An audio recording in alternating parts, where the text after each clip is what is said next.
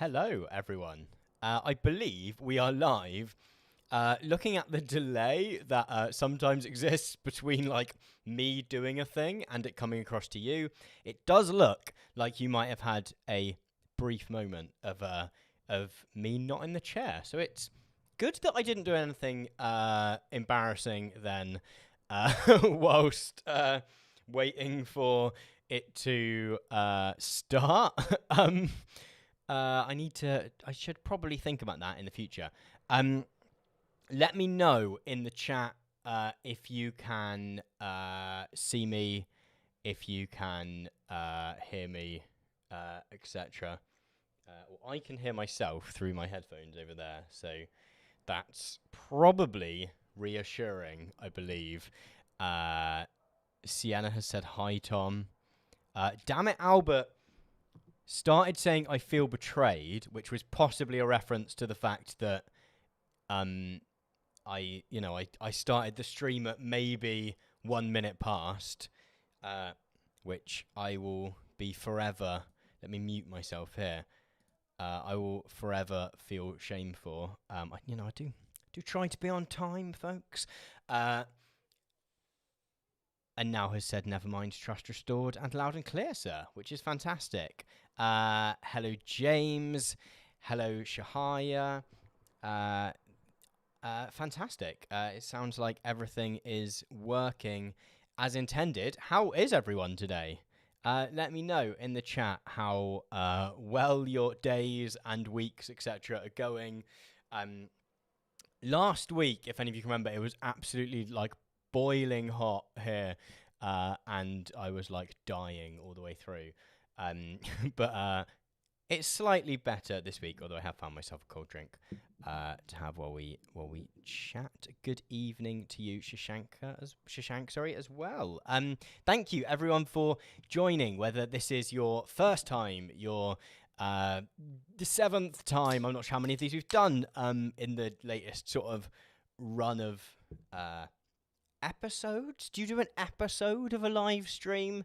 I'm unsure. I'm not sort of immersed in the culture quite enough, I don't think. Damn it, Albert is saying it's 47 centigrade outside. Oh my goodness, that would kill me, I think. I'm not sure I could survive that. I think I've done like 40 degrees on the occasional holiday, and that has been like more than enough for me. Watching the World UK, welcome back, saying evening all. Muggerfugger also saying good afternoon. Thank you for returning as well. Kibi Uwu saying here in Buenos Aires we are freezing. I always I don't know why. I always sort of forget that doing things on the internet, people can watch it from far away. I'm always like, oh, Buenos Aires. That's not in Devon. But thank you for tuning in. I hope the time zone or whatever is convenient. Matthew Mannion saying good evening as well. Damn it, Albert saying it's their first time doing one of these live. Been binging the VODs. I'm never sure what it's like to sort of watch the sort of VODs back. Whether it's sort of like a bit weird watching something that's like intended to be live as like a recorded thing, or whether maybe it is engaging. I have been trying to do like clips of them for the for any like just trying to get out the good bits so that if people do want to watch them at a different time that they sort of I don't know that like I've picked out the bit that is worth watching rather than having to watch the sort of bit at the beginning where I'm like, can you hear me? Hello. Hello, Tom, as well. So yeah, I'm trying to do like a playlist of like clips. This is and if anyone missed last week I had the fantastic John Duncan, who goes by John the Duncan, all one word, on YouTube and makes fantastic videos. Last week I had him on, and we went. I'd seen someone share a video on Twitter that was like this slightly silly, amusing advert about sort of books for kids, but that were like sort of getting them to understand sort of Atlas Shrugged and The Road to Serfdom, and it was just it just kept, like, every little tiny bit more digging we did, it got even more just wild. That's worth watching. Watching the World, suggesting that I could put the really short clips on short for that sweet click-through rate. The interesting thing is that it actually takes sort of time to edit that stuff together, and like putting together my like proper actual videos, which the script for my next one is like coming together. I think it's going to be really as you will have seen from the thumbnail, we also have some pretty good topic for conversation for today's stream, which also might at some point serve as the topic for a video as well. Something that I quite enjoy about these live streams is that they're a nice chance to like try out some ideas and see if they're interesting and engaging. Bash the Fash, Bank the Tank, is saying, did you see Logan Paul wants to debate Candace Owens on systemic racism? I'm genuinely afraid he's going to be an optical nightmare for the general left-leaning position on this issue. Like, there is a clip of him where he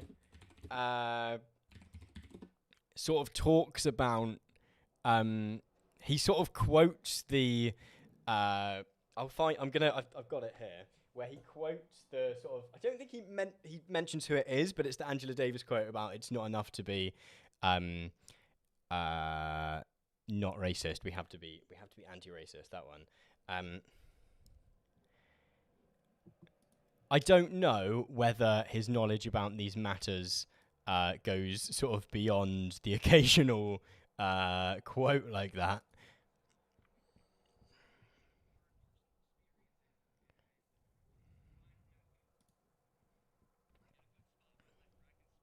Let me know if you can. You can't hear it, but don't worry. You just missed him doing some like preparatory chat to like, I'm about to say something important, everyone. America is racist. Listen carefully to what I said. America is racist. I did not say Americans, although there is definitely an embarrassingly large amount of Americans with the archaic belief that superiority is based on skin color. However, I'm talking about America as a nation. He obviously like has this written down as like a bit of a speech, which like is okay. I'm not like, that is, you know, if you want to say something important, you write it down. I'm not like saying that that's like disingenuous having it written down, but you know, he obviously has this in front of him ready to go. We are all incredibly unaware of how deeply intertwined the ugly roots of racism have embedded themselves in the foundation of this country. Does it have audio now? I believe it should. Thank you for letting me know, Blaster118. But I think I just didn't press the button, and I think I have pressed it now. Every influencer, every celebrity you follow, you've seen them use the term systemic or systematic racism in their posts, but I'm going to explain to you exactly what that means. Jesus Christ, that is a big, that's a big bottle, which I'm assuming is part of the whole like boxing thing. I'm glad a few people have said it is a few people have, who was it that was just saying that? Shahaya was just saying that that's an interesting premise. I think it is. I think it's a really fun idea for a thing. Damn it, Albert saying, you know, is he using this for publicity again? And there is a real, but there's like this real tension of like anything a celebrity does is sort of for attention, right? But it can be for attention and for something else as well. Like, something whilst I've been writing the boxing video is I've been trying to weigh up, like, you know, I want to talk about it as an act of storytelling, but I also want to go like, that doesn't mean that it's not trying to make money. It doesn't mean it's not for attention, etc. It doesn't mean it's not because, I don't know, the Paul brothers fancied a go at boxing and their platforms allow them to do that. Things can be more than one thing, if that makes sense.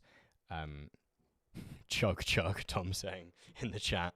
Chug, chug, chug. We don't know what's in this bottle. Although one big takeaway from watching the boxing is that neither Paul brother is fantastic at boxing, but they've obviously put their like heart and soul into trying to be good at it. 13th Amendment, 1864. Slavery is abolished. Problem solved, right? Not quite. There is a criminality clause conveniently nestled in that amendment that says, neither slavery nor involuntary servitude, except as a punishment for crime whereof the party shall have been duly convicted. Like, it's interesting. You can sort of see the things, because I think this is probably, is it 13th? That's the documentary about how slavery got abolished, but then, like, mass incarceration, etc., means that you get essentially the same thing. This guy really interests me. The guy that's I can't point with my mouse for some reason, it doesn't let me. But the guy that's always in the back of his videos, just fascinates me. He's sort of, I think he's like a sort of like babysitter now, or like the guy who's trying to make him good. Shall exist within the United States or any place subject to their jurisdiction. So you're free, unless you're a criminal. Best way to keep blacks as slaves legally is criminalize them. Keep them in prison, take their freedom. It's a term. I've just realised that given what I sort of titled this live stream, and the stuff we are going to talk about shortly, but the sort of vibes, if you see that and then come in and watch me watching this video, it potentially gives off the vibes that it's going to be like Logan Paul is trying to indoctrinate you with critical race theory or whatever. That's not what's happening. Either the video is loud or you are quiet. I think I tend to be quiet in these streams. I think that is the general thing. I'm going to turn this up, but I don't want it to distort, so let me know if it's suddenly like... that was me doing it, so I will turn it down slightly. Sienna saying lol, Ben Shapiro vibes. Yeah, that's not what's happening here, okay? This is sort of an okay thing. This is we are morally ambivalent about this, and we're trying to work our way through it. Watching the world saying, I actually think he's doing well. I'm worried Owens will slap him sideways because she's had more prep here. Then again, if I get the impression he'll do the work. Yeah, it's complicated, isn't it? Because there is, I don't know, there's the danger that you can quite easily make the argument that, like, Logan Paul is doing it for attention. That means everyone who says that they don't think racism is good is doing it for attention. Like, you know, it potentially becomes a tricky one. Like, I don't really believe in online debate as being a particularly positive. Like, I don't think it tends to lead to fantastic things.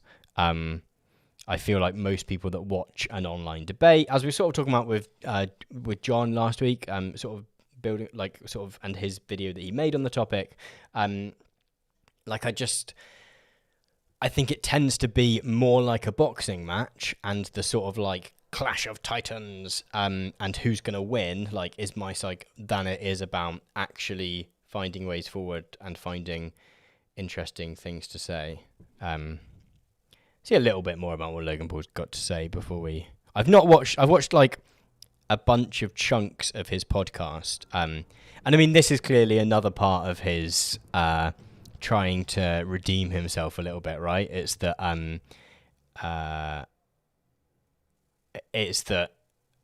podcasts are like the medium of ideas, right? Which I think is part of our, like, culturally, in sort of quote unquote the West, for want of a better word, we have this thing where we view anything that's visual or too spectacular as being like lesser, and sort of synthetic's the word I'm using, but I think there's a better sort of pretend in some way. Whereas when something is audio based, even if there's like, it's more intellectual, right? Watching the world saying, I mean, I watch I'm never sure how to say that one, and Hassan, etc., but it's for nothing more than entertainment. I watch you in the essay crowd for content and theory. Like, I don't know, even the videos, like the videos I make, I wouldn't necessarily say, like, I don't know, I hope they're mildly educational. I hope they're but they probably, like, take people that already mildly agree with some of the ideas that I'm presenting and, like, give them some more context and maybe, you know, send them a bit further down a certain path than they necessarily do that someone comes in and goes, what, he's going to talk about Elon Musk, or he's going to talk about Jordan Peterson, or he's going to talk about and then go, oh, actually, I totally agree. I have completely changed my point of view. We'll watch a tiny bit more of Logan Paul, and then we'll move on to the main topic. That's been coined mass incarceration, and it's evident in the statistics. America itself is responsible for 21% of the world's entire prison population, of which 1/3 are African Americans. Additionally, 1 in 3 black men have the chance of going to jail in their life, and that number. He's a good rhetorician. Is that a word? I don't know if that's a word. He's good at doing rhetoric. As Shahaya was just saying in the chat that debate is often about refining your rhetorical skills. He gives a good speech, right? But I wonder whether those post boxing matches speeches where it's like, thanks everyone, I'm so glad I'm here. Whether that's good prep for that. Alberto says, hi, how are you doing? I am doing well, Alberto. Thank you for asking. Everyone else in the chat can let you know for themselves how they are doing. Number is 1 in 17 for white men. Blacks are incarcerated at more than 5 times the rate of whites. This is me citing the NAACP. That is not good enough for America, though. So what's another way to ensure... James saying in the chat that it's very scripted. And I think it is. I think you can sort of see that he's reading off something. I mean, I don't think that's necessarily bad.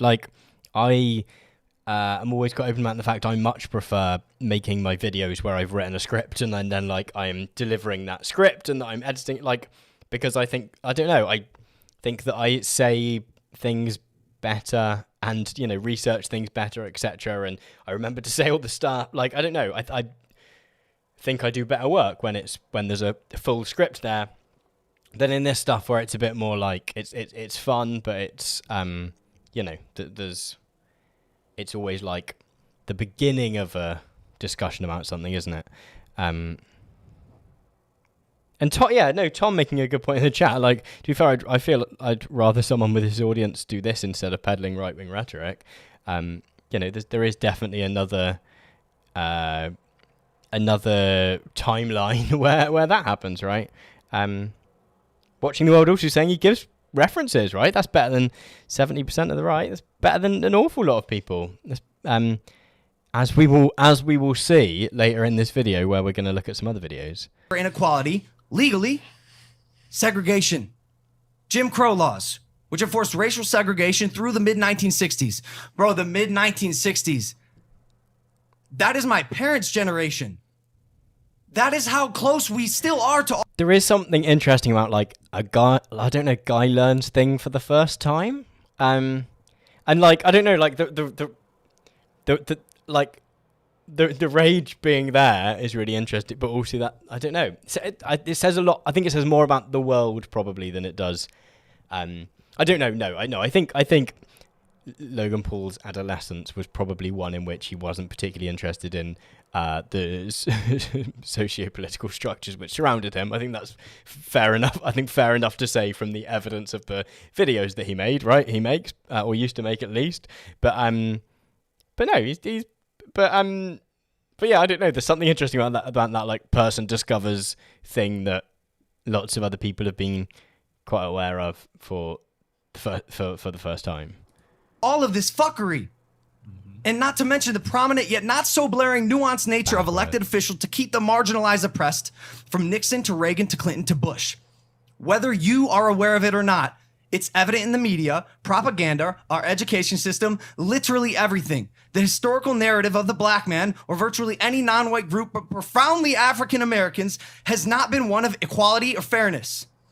Again, sorry, just to clarify, if you're just joining us on the stream, the whole propaganda watch thing we're doing in a minute. Although I suppose this is interesting in terms of how YouTube is used as a vector of information, and particularly political information. But we're not going Ben Shapiro here, where we're oh my God, are you saying that Logan Paul is now an anti-racist? I can't do accents.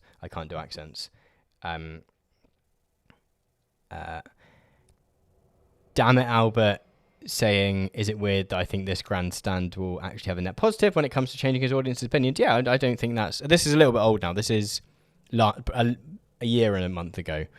James is saying, I'm not saying it was wrong. I didn't think you were. It's nice. There's a clear structure to it. Yeah, no, I think if something's important, right, it's worth. You don't want to go to your like granddad's funeral and just like wing the eulogy, right? You want to write it down and do it well.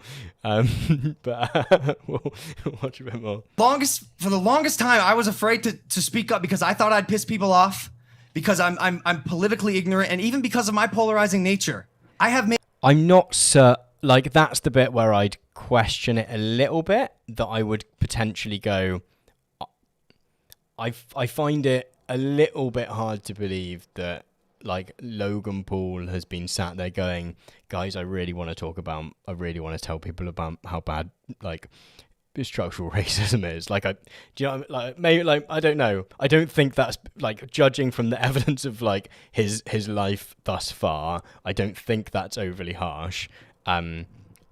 Still a good thing that you're doing it now, right? I like that, but they are very good storytellers. The Pauls, I will say. Albert and Alberto in the chat, complimenting each other's names, fantastic. Just team. I think Tom in the chat's got a good name. I think that's a fantastic choice of nameage. Good whomever gave you that name, or if you gave it to yourself, can well done.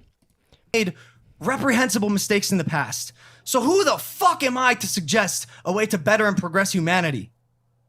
That was what I thought. This past I would sort of find it quite interesting, but actually, guys, I have the solution to everything. I think it's like, I don't know. Yeah, I still think it's a net positive. Last weekend, I found the answer to that question. Who the fuck am I to better and progress humanity? I am a human. I'm just like you. I'm just like you. And I'm just like you. I am a human who's made mistakes. I've learned from them, and I've worked hard to educate myself and create a better future for me, my friends, my future children, and the world around me. It's 2020, and I'm sure I'll make more mistakes in my life, but one mistake that I refuse to be a part of is the mistake of silence. I will not be a part of a generation that is written on the wrong side of history, and I will not stand by as my fellow humans are brutally and unjustifiably murdered at the hand of the state or any oppressor. And there is sort of the question of, has he come back to this issue on his podcast at all? Like, I don't know, like in the year following, has this been a thing? Maggie Hess is saying, I never had heard of Logan Paul before Tom Nicholas. That's amazing. Like, the internet fascinates me in that way of, like, some people to other people are like, do you know what I mean? Like, people can be like massive celebrities to certain audiences, and then not be, I guess. And then, like, people that to some of us are like hugely famous. There was an article a little while ago in Polygon, I think. I might quickly try and find it. Keyboard had gone to sleep. What was it? Polygon. It was like about video essays on. Okay, I think this was it.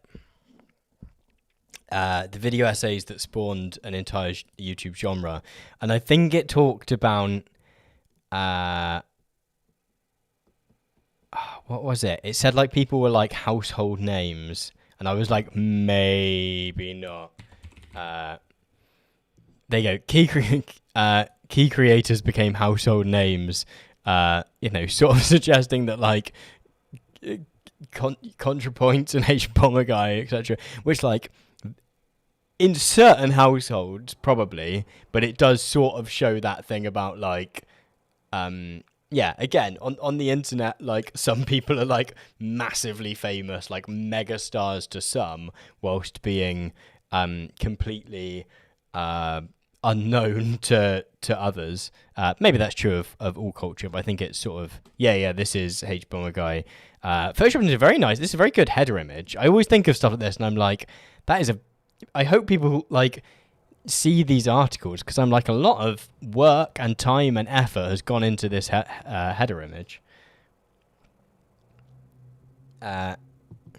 Maggie is saying, I don't watch boxing.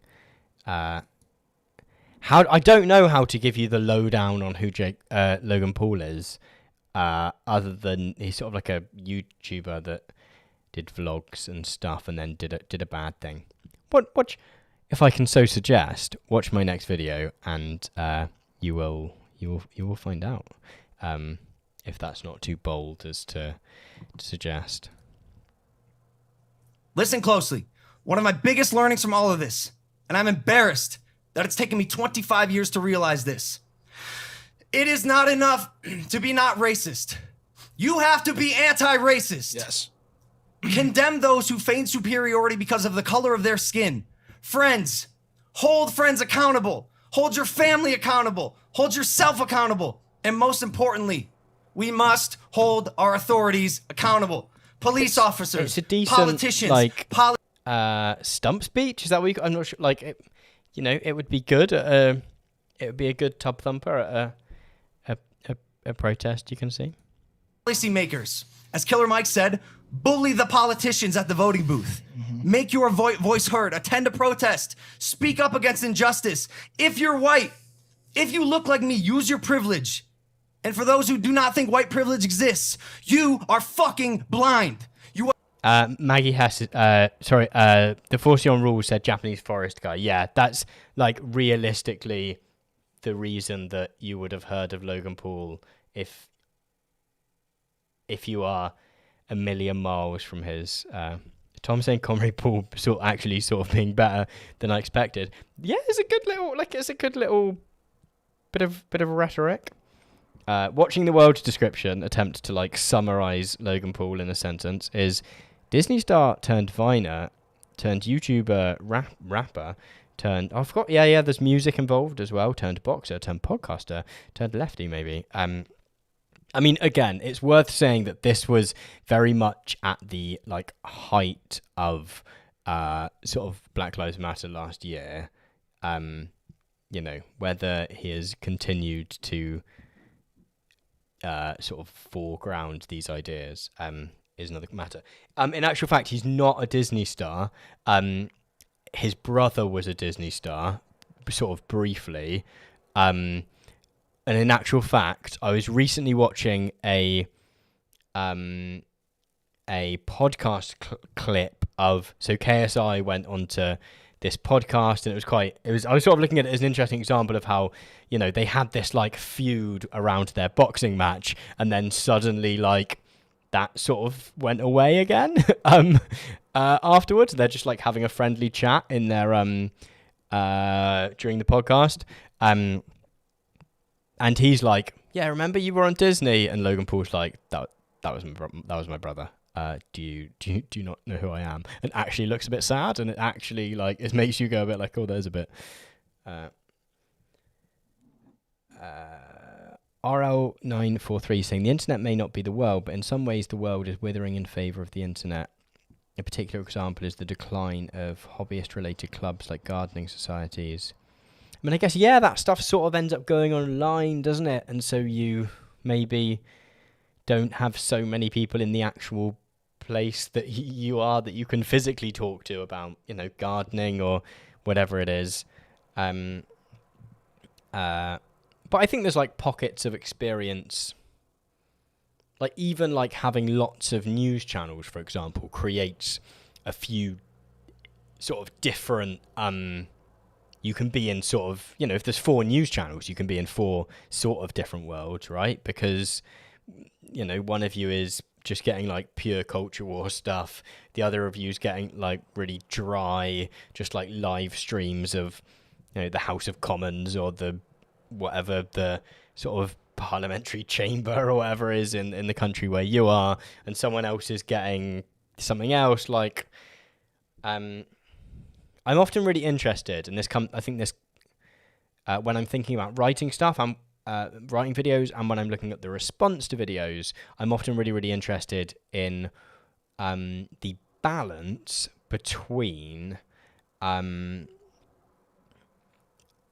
the sort of uniqueness of things and the sort of like historical contingency or sort of a historical specificity of certain things, but also the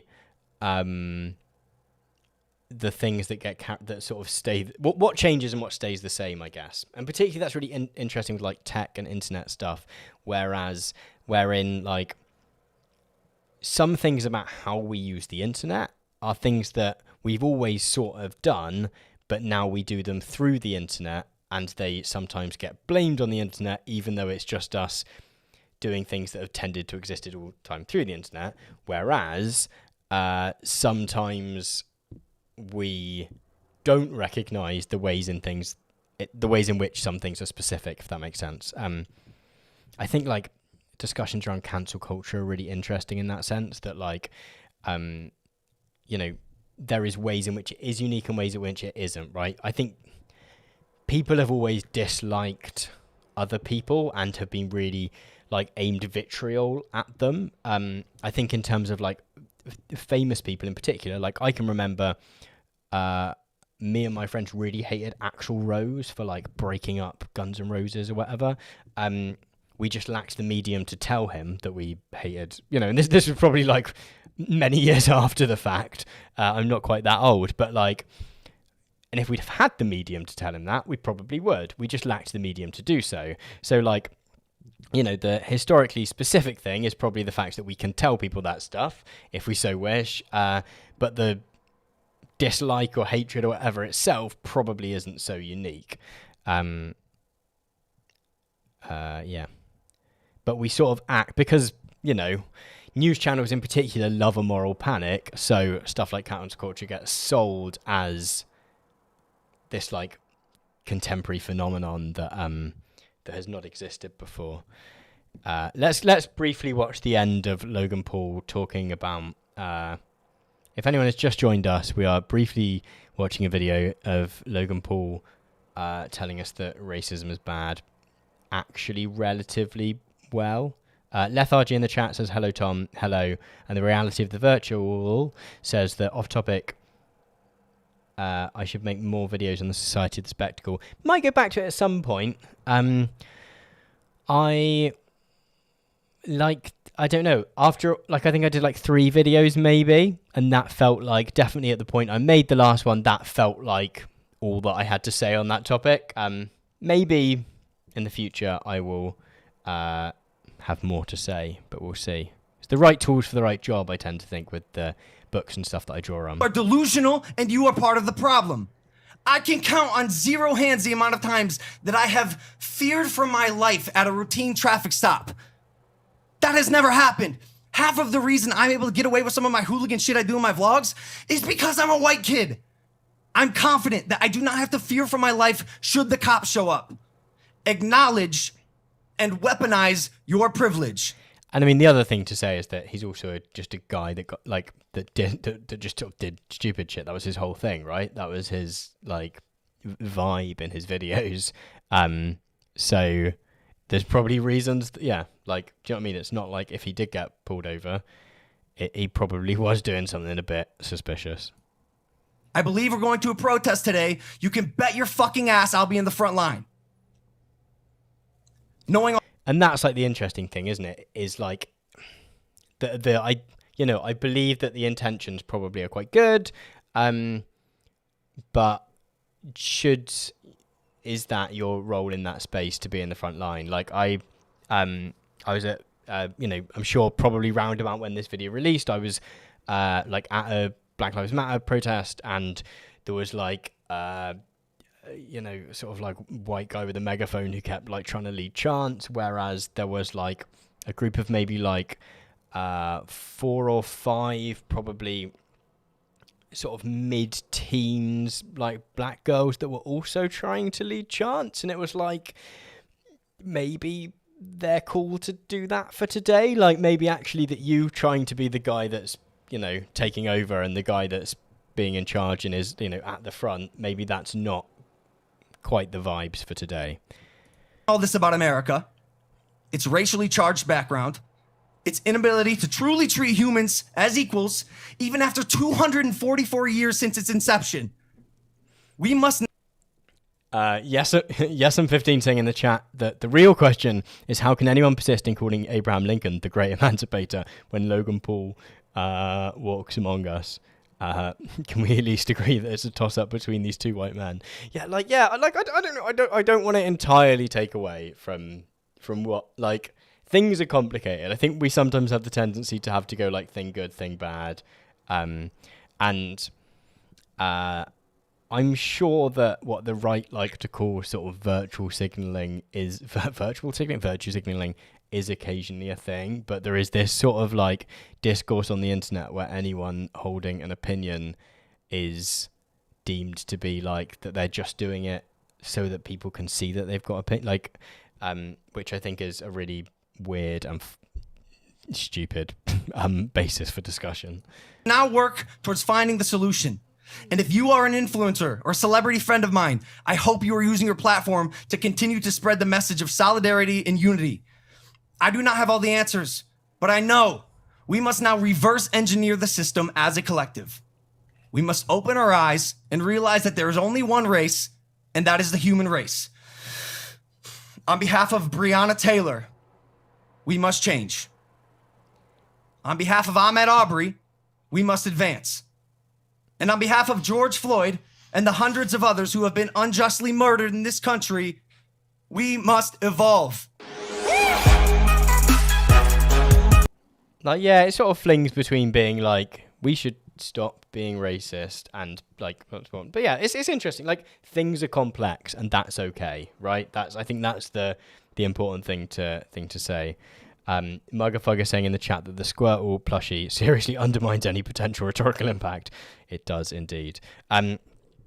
Okay, right, to the main business of today.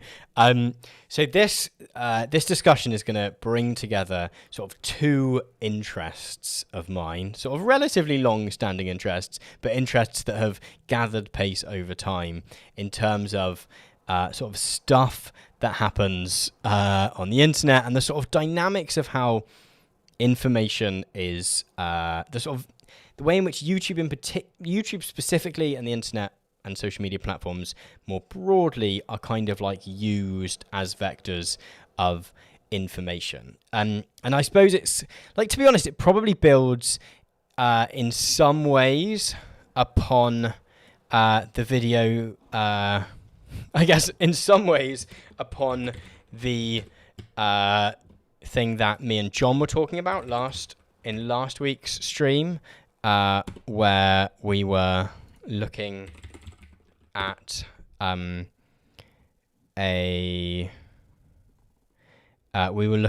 this sort of funny advert which was about trying to sell propaganda books to kids to help you get indoctrinated into, to make sure you could properly indoctrinate your child into this kind of like right-wing sort of libertarianism, but also sort of Christian, that sort of particular brand of what is essentially like radicalized American conservatism, and also probably builds on definitely builds on some of the ideas that I explored in, sorry, there's an advert which is astute for what we're going to talk about.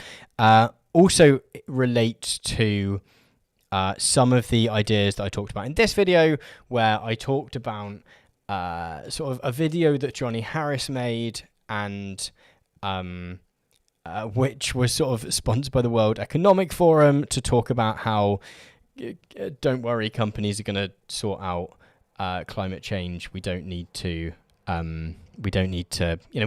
regulation or anything. We don't need to change the system as a whole. We can sort of trust that that the companies that are, indirectly, but also, in a straight enough line, paying Johnny Harris to tell you that they're going to sort of be okay, actually, and sort of sort it out, to just sort of trust that they're going to do.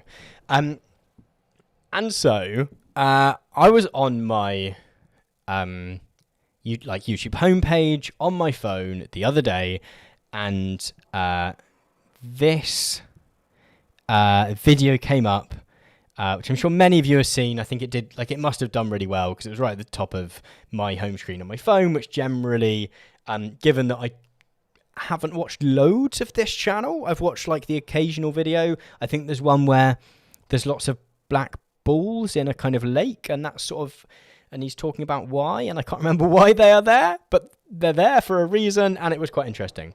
But I don't watch this channel a huge amount, and it was like front of the app when I looked on the phone, so presumably it did quite well, and I'm sure many of you might have seen it. And it's a video, so the title of the video is Why You Should Want Driverless Cars on Roads Now. And I will say, before I get started, that I might make a sort of proper video on this, so that I can like put it in proper words, rather than just sort of doing it a bit on the fly today. But I don't know, I sort of wanted to, in case I don't, this can stand in for that instead.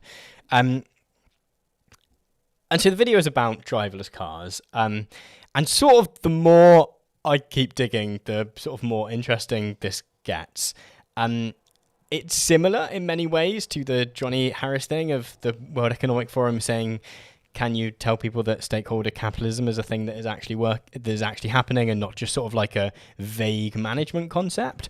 In some ways, it's a bit more on the nose. And it's a bit more open. Sorry, I mean not on the nose. Like in a sort of positive way.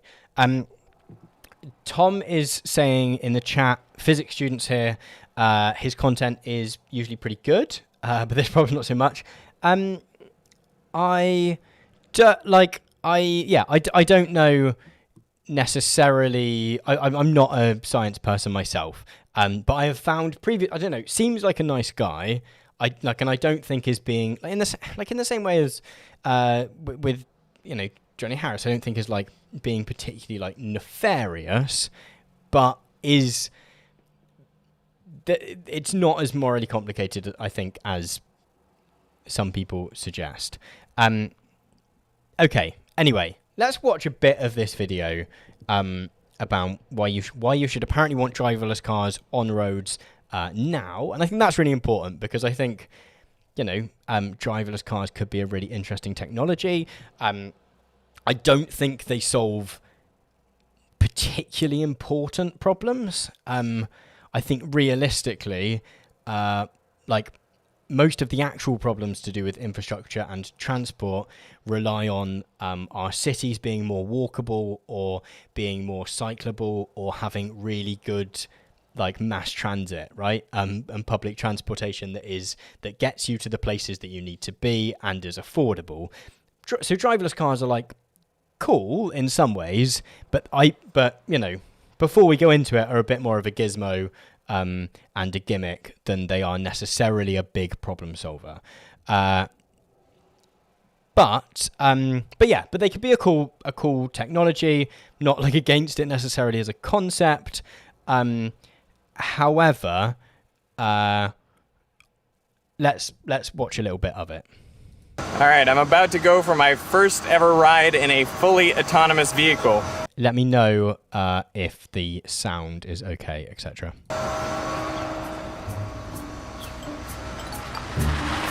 Whoa, no driver. All right. Good morning, Derek. This car is all yours with no one up front.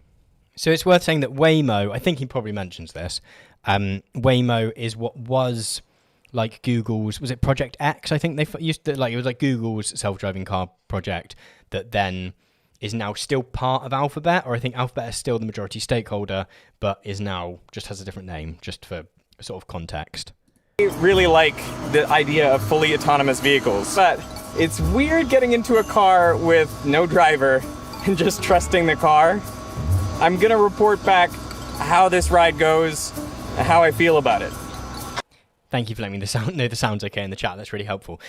So this notion of trust in the vehicle comes up time and time again in this video. In fact, it presents, as we'll sort of see, it sort of presents the main problem with driverless vehicles being that, we're all being a bit scared about them, and we should, they're actually really safe, and we should, we should just, if we just got over our meaningless, silly worries about them not being safe, then, what's the picture where it's like,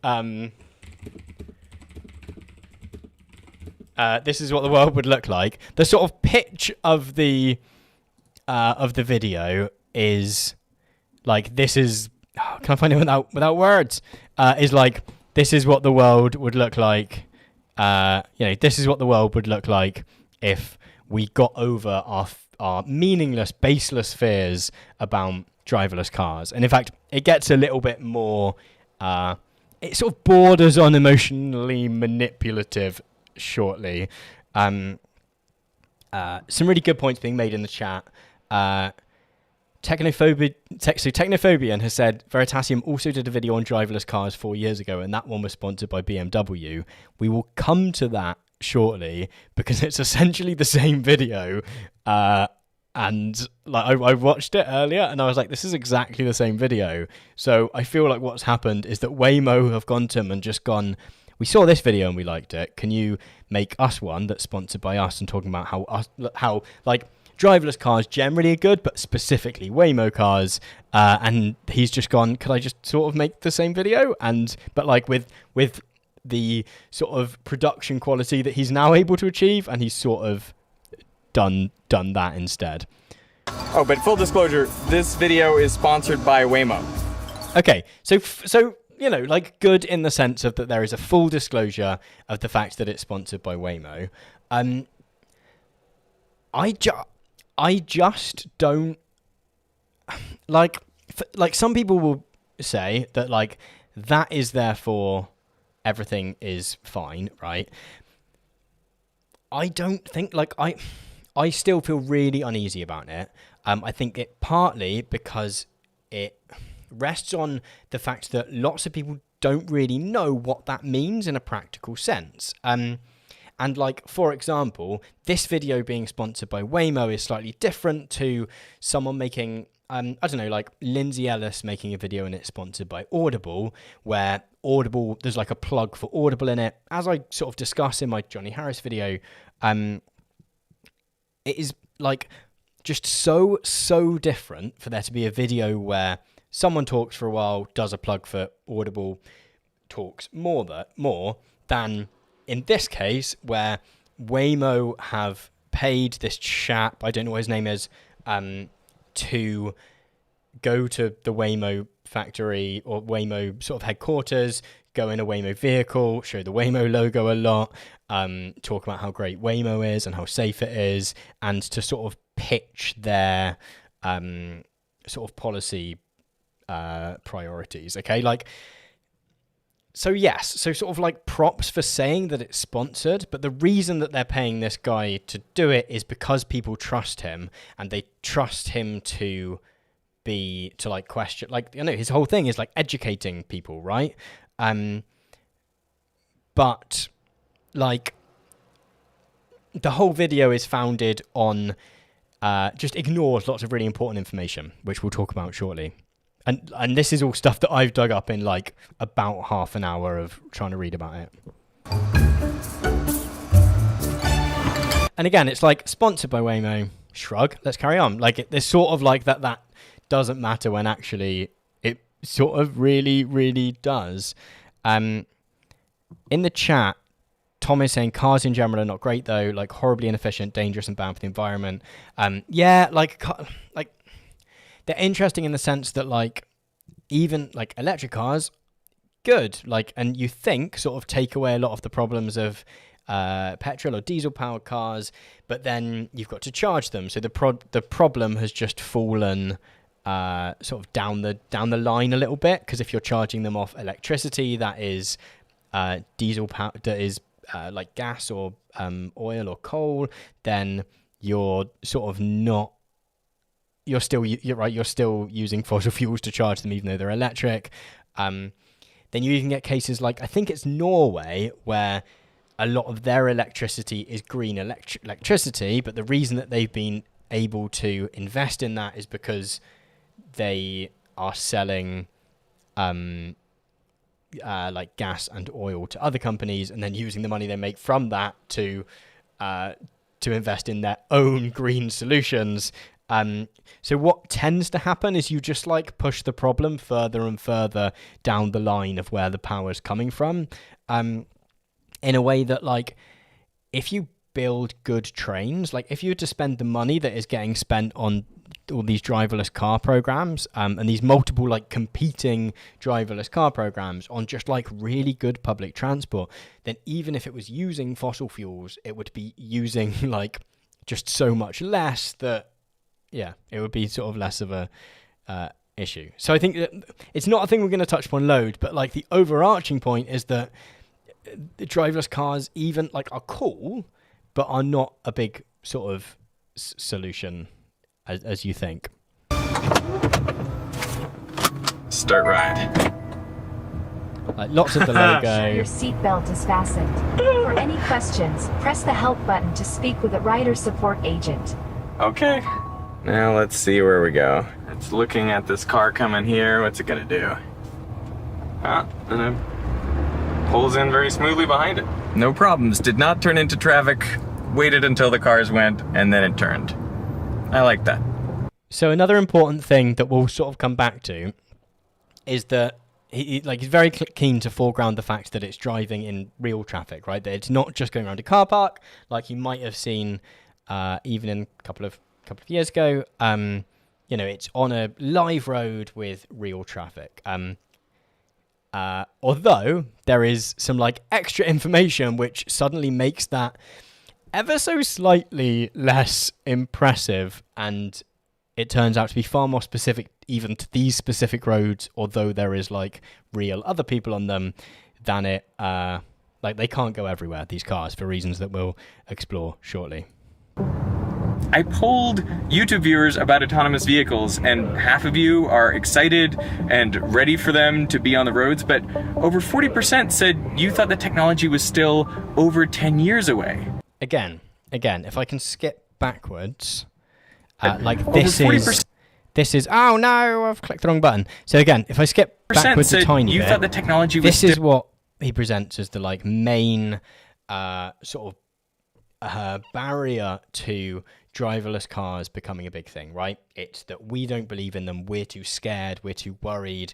We need to get over these like meaningless fears because they're so safe. When in actual fact, like this sort of like, I don't think they're going to be ready for a long time. This sort of sense of like, actually, it's probably quite a cool idea, but we're probably not at the point where we should have them just like on the roads all the time just yet. It turns out that's probably like a very sensible, like ordinate, like good opinion to have. Ketra saying, I saw that video being recommended and I was like, lol, yeah, no. Like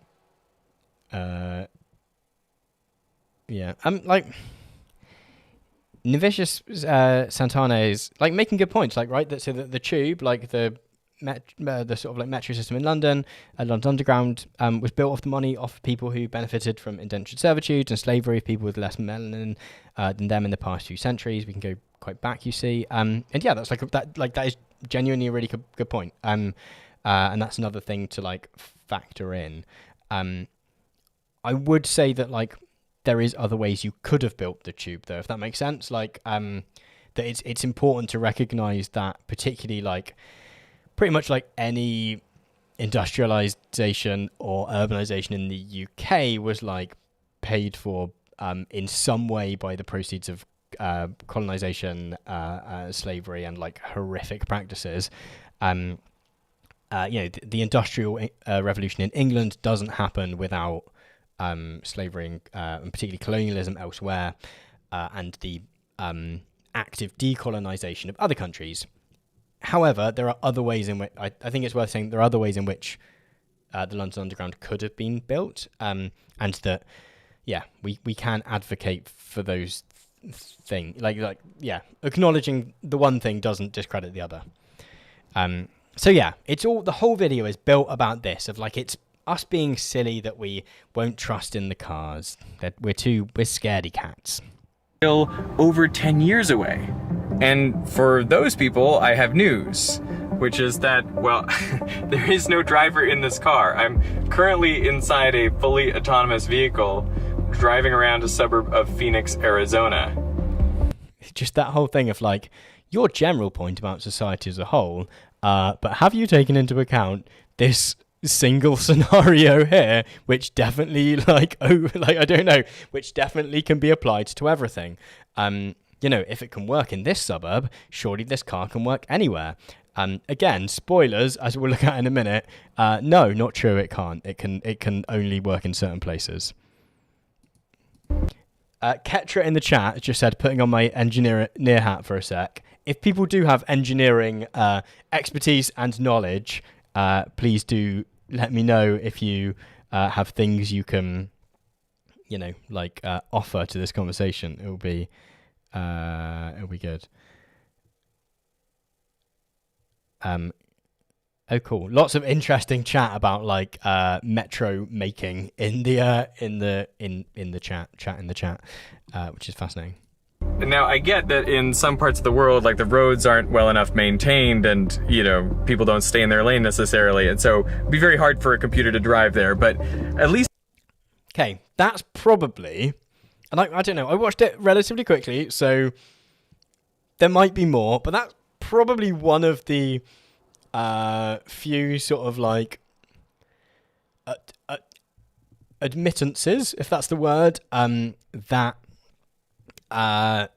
this car can't work everywhere, right? He says in some places the roads aren't, it's macadam, isn't it? They put on it, they're not tarmacked properly, so that, a car isn't going to be able to work on that. Maybe they don't have the lines that are well enough, or just things are so unpredictable that they'll just, the cars will just sort of freak out.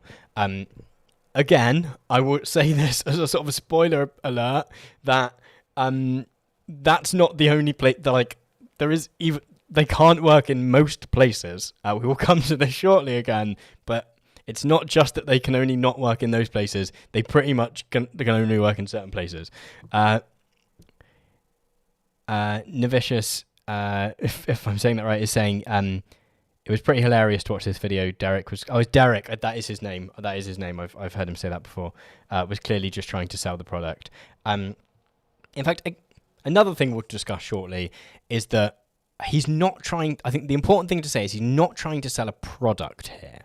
And I wonder if that is how sort of explainer YouTubers like this guy, like Johnny Harris, sort of get talked into this stuff, is that they're not selling a product. In fact, in some of the very brief back and forth in the comments to the video I made about Johnny Harris's video, he sort of said, he'd rather work with the World Economic Forum to make videos than he would about, how we don't need to worry about climate change because Coca-Cola are going to sort it out. He said he'd much rather do that than he would make a video with a car where he's trying to sell you the car.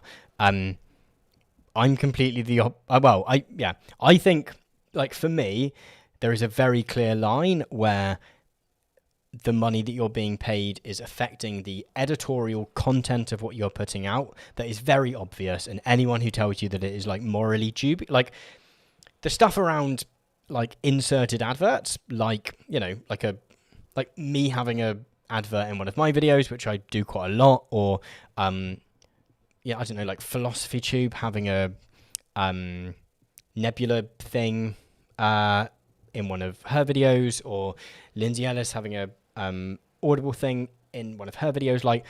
Those we can ask moral questions about, and people might suggest that I very much shouldn't be having adverts in my videos, and I'm going to choose to make the other choice. As soon as the money starts to affect how you're explaining the topic, for me that's just such an obvious line, and anyone who tells you that it's morally dubious or that there's a lot of grey area is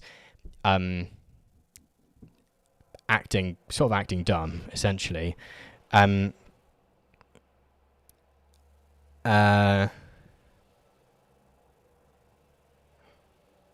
watch a bit more. I can't remember exactly what topic we were saying, but let's go back to the video itself. Under good conditions, the technology is currently functional.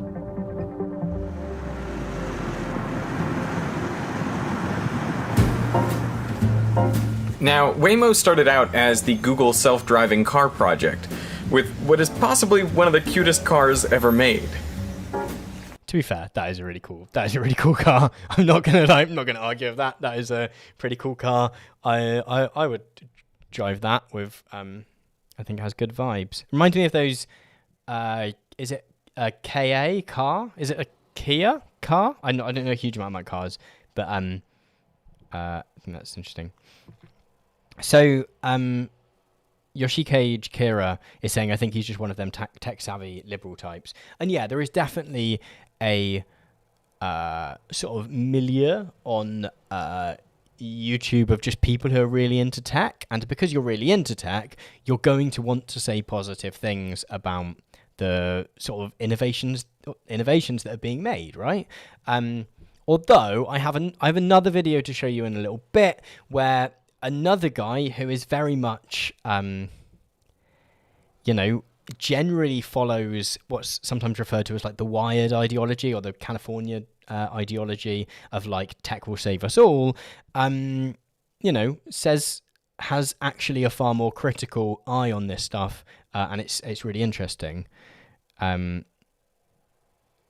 I'm not gonna be mean to him. I mean, Ketra also saying I much prefer a clear ad than weird infomercial vids personally. Yeah. And I don't think it's a thing about preference for me. Like for me, there is just a clear like moral acceptable line if you want to present yourself like as an educator or as a journalist on any platform really, that as soon as the money that is coming in is affecting the editorial or explanatory content you're putting out, I don't know. That's just such a clear line to me in terms like ethically. Yeah. I am inside the world's first fully autonomous vehicle. Back in October 2015, this car went on a public road ridden by Steve Mann, who has a disability. He is legally blind, but he could get around. He looks a bit like I had a brief obsession with this program. Everyone else might not have seen it, but if anyone has seen Below Deck, which is a show about people that work on yachts. What's he called? Captain Lee. Is that his name? This guy looks quite a lot like Captain Lee from Below Deck. Do you not think? Anyway, sorry. Sidebar over. Man who has a disability. He is legally blind, but he could get around in this thing, which is affectionately known as the Firefly. Again, there's like a lot of like, and this isn't him doing this. This is stuff he's inherited from the publicity event that that they're just showing clips from there, in which this guy is in the car. But there is a lot of like emotional. I mean, I suppose anyone making an argument and it manipulates you emotionally, right? But there's just loads of it in this video in terms of like, it's like, look, this car is helping this guy who usually, probably wouldn't be able to would have to wait for a taxi or whatever to be able to go to the shops or, I don't know, go dancing or whatever. This car is like enabling him to do more, which is not true, but I also think it's like it's a very emotive way of presenting the vehicle.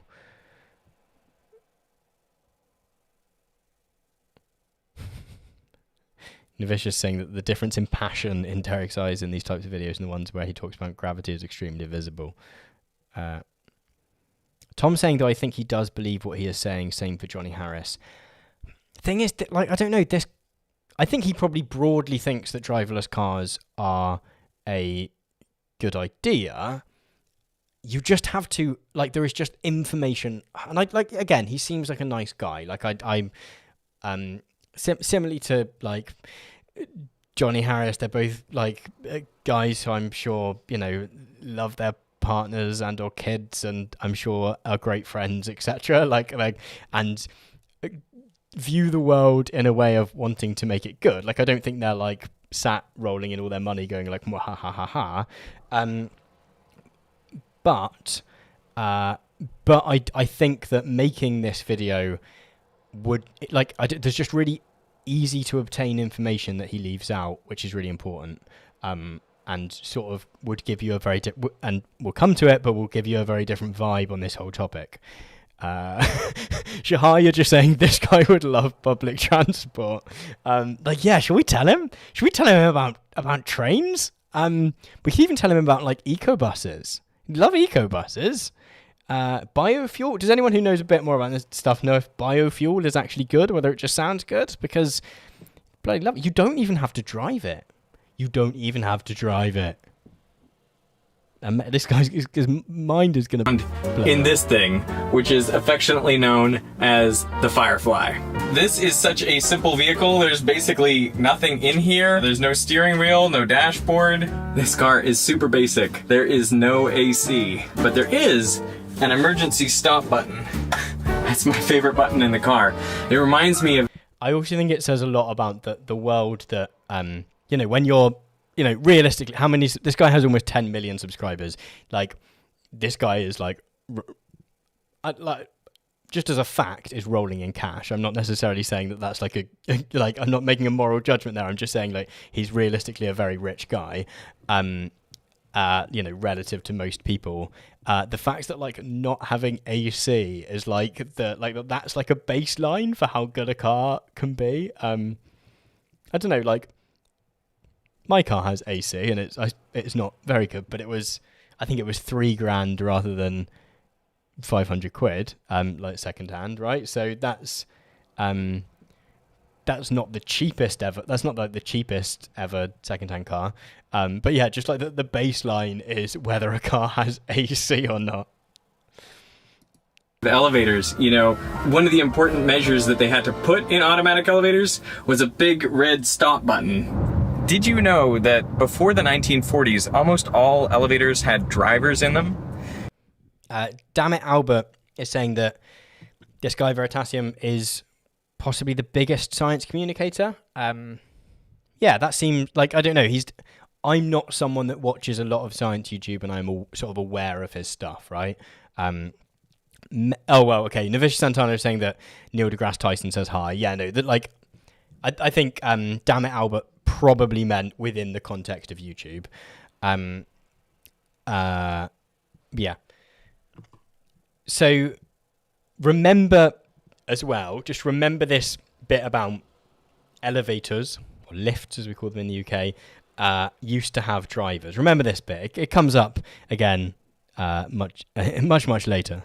And when people started putting in driverless elevators, well, the public was very concerned and they didn't want to ride in those elevators. There was one guy who was like, I don't care if I have to walk up 12 flights of stairs for the rest of my life. I'm not taking that elevator. And adoption was slow. I mean, they tried to advertise to help people understand that it was in fact safe, but ultimately there was an...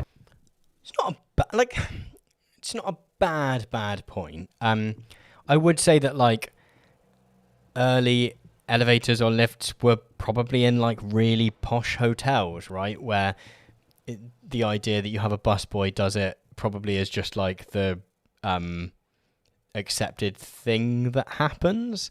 So it's probably not just that, but I can also see that there probably was people, in the same way that early cars or early trains probably, I think is the example where they were women can't get them, their heads will explode, or thought people would pass out from going too quickly.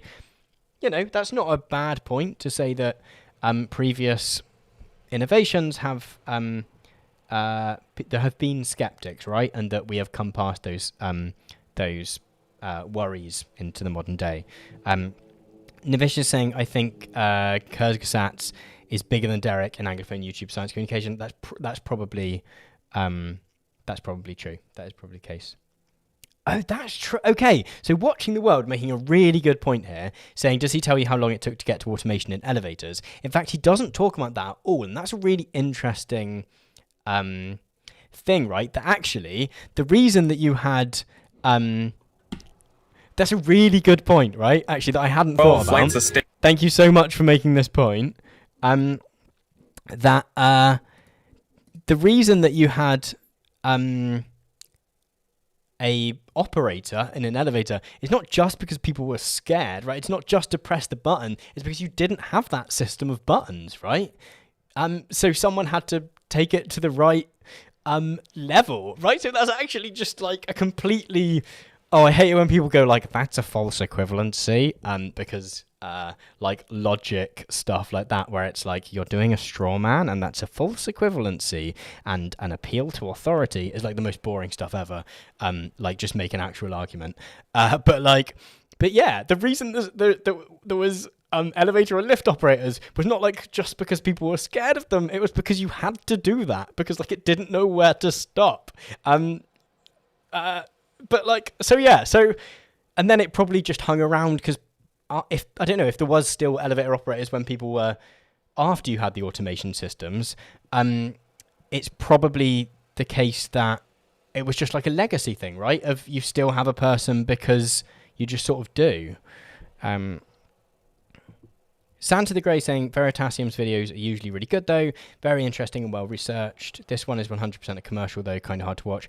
I totally think that's a really good point, and I would say that I've enjoyed some of this guy's other videos. I don't think it necessarily, like, I don't know, it does make me view them differently. Like I can't say that it doesn't, but I don't think it necessarily reflects on those. And I don't think it necessarily, like, I don't know,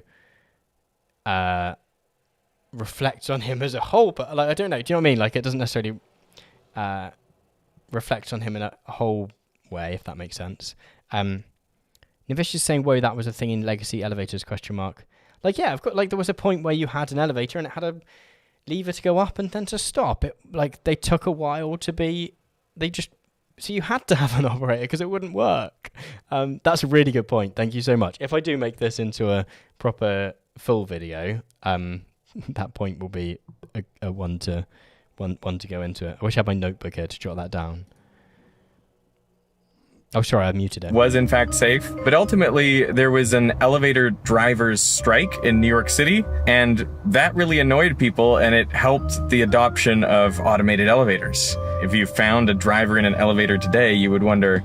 Right, okay, so there he sort of at least recognizes that there was a point where elevators became automated, which suggests that the problem wasn't people being scared, it was that people...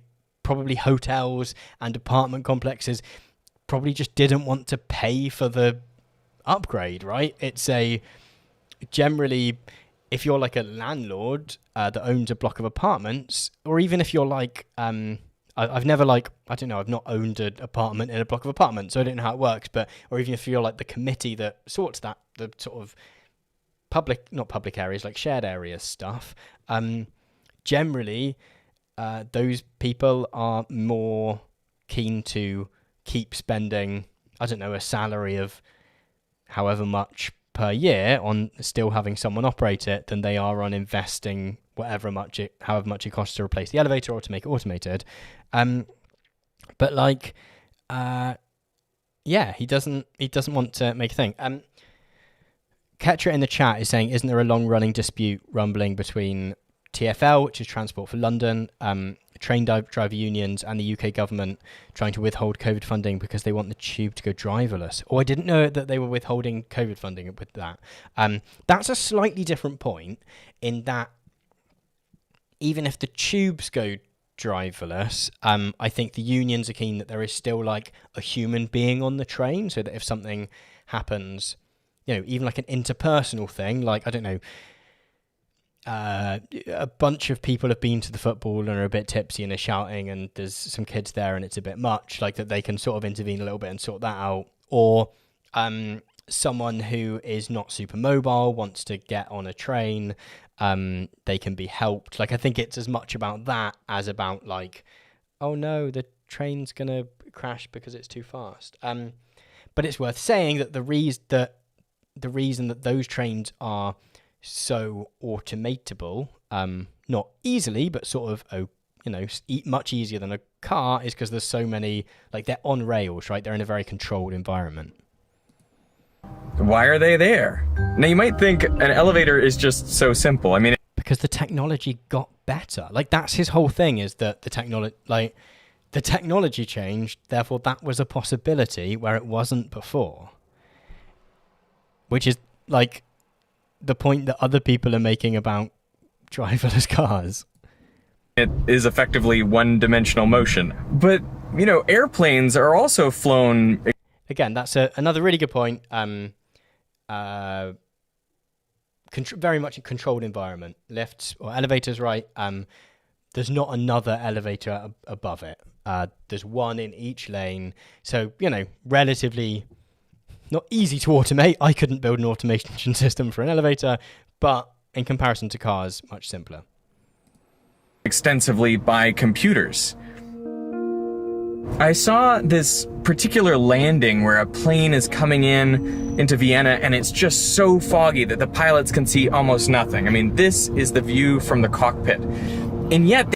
So again, we sort of shift focus a little bit to now going away from elevators and talking about planes and sort of talking about the autopilot systems that exist in planes and how they work. They make a textbook landing right on target. So how do they do it? I mean, he's just asked how do they do it. Again, it's worth saying that, okay, so a plane doesn't seem like a controlled environment, right? Because there's all sorts going on, right? There's birds and stuff.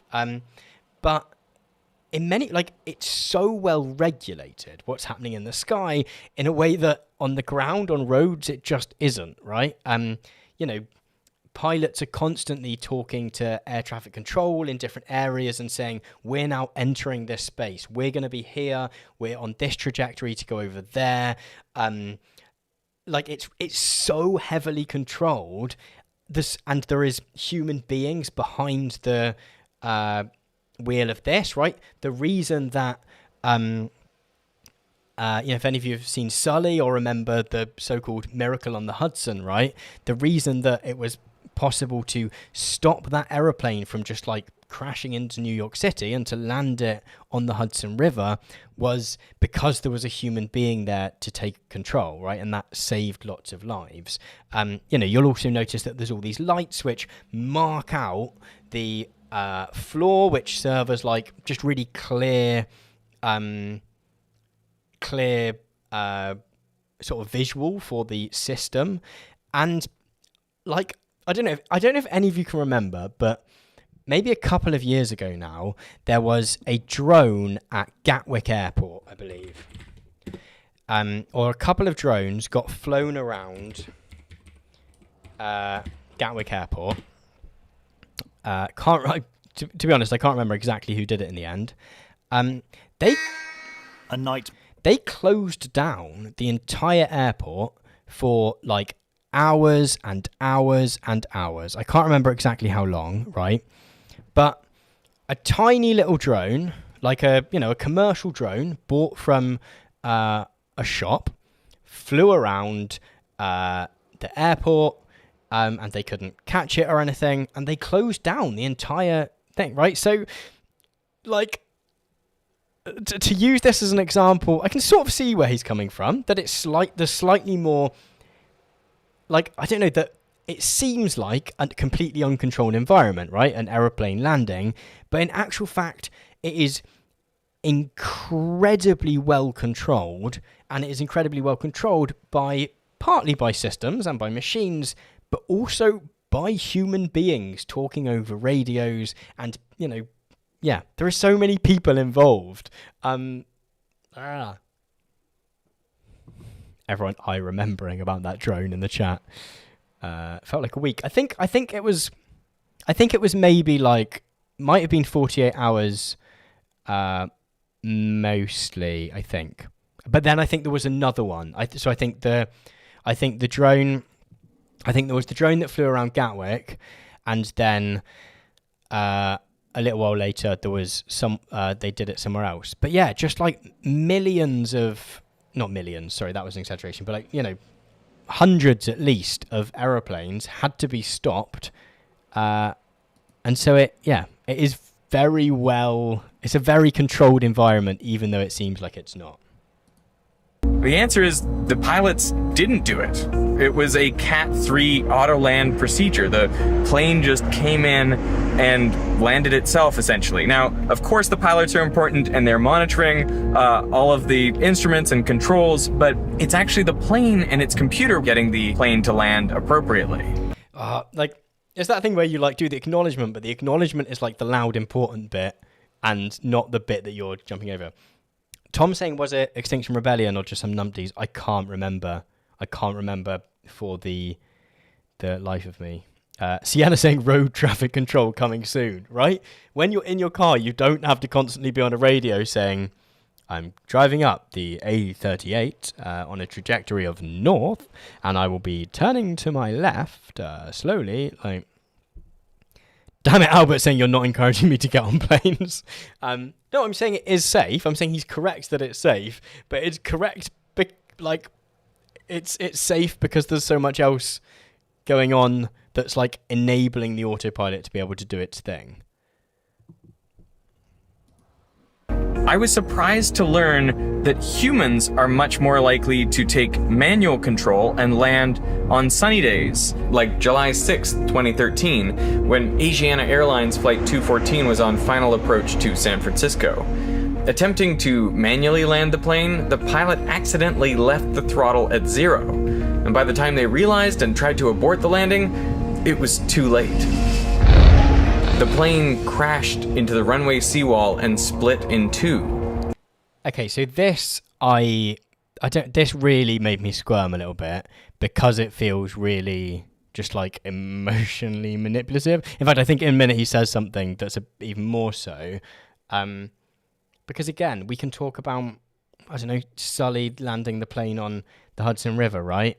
Where him, taking manual control saved lives, where trying to autopilot it back to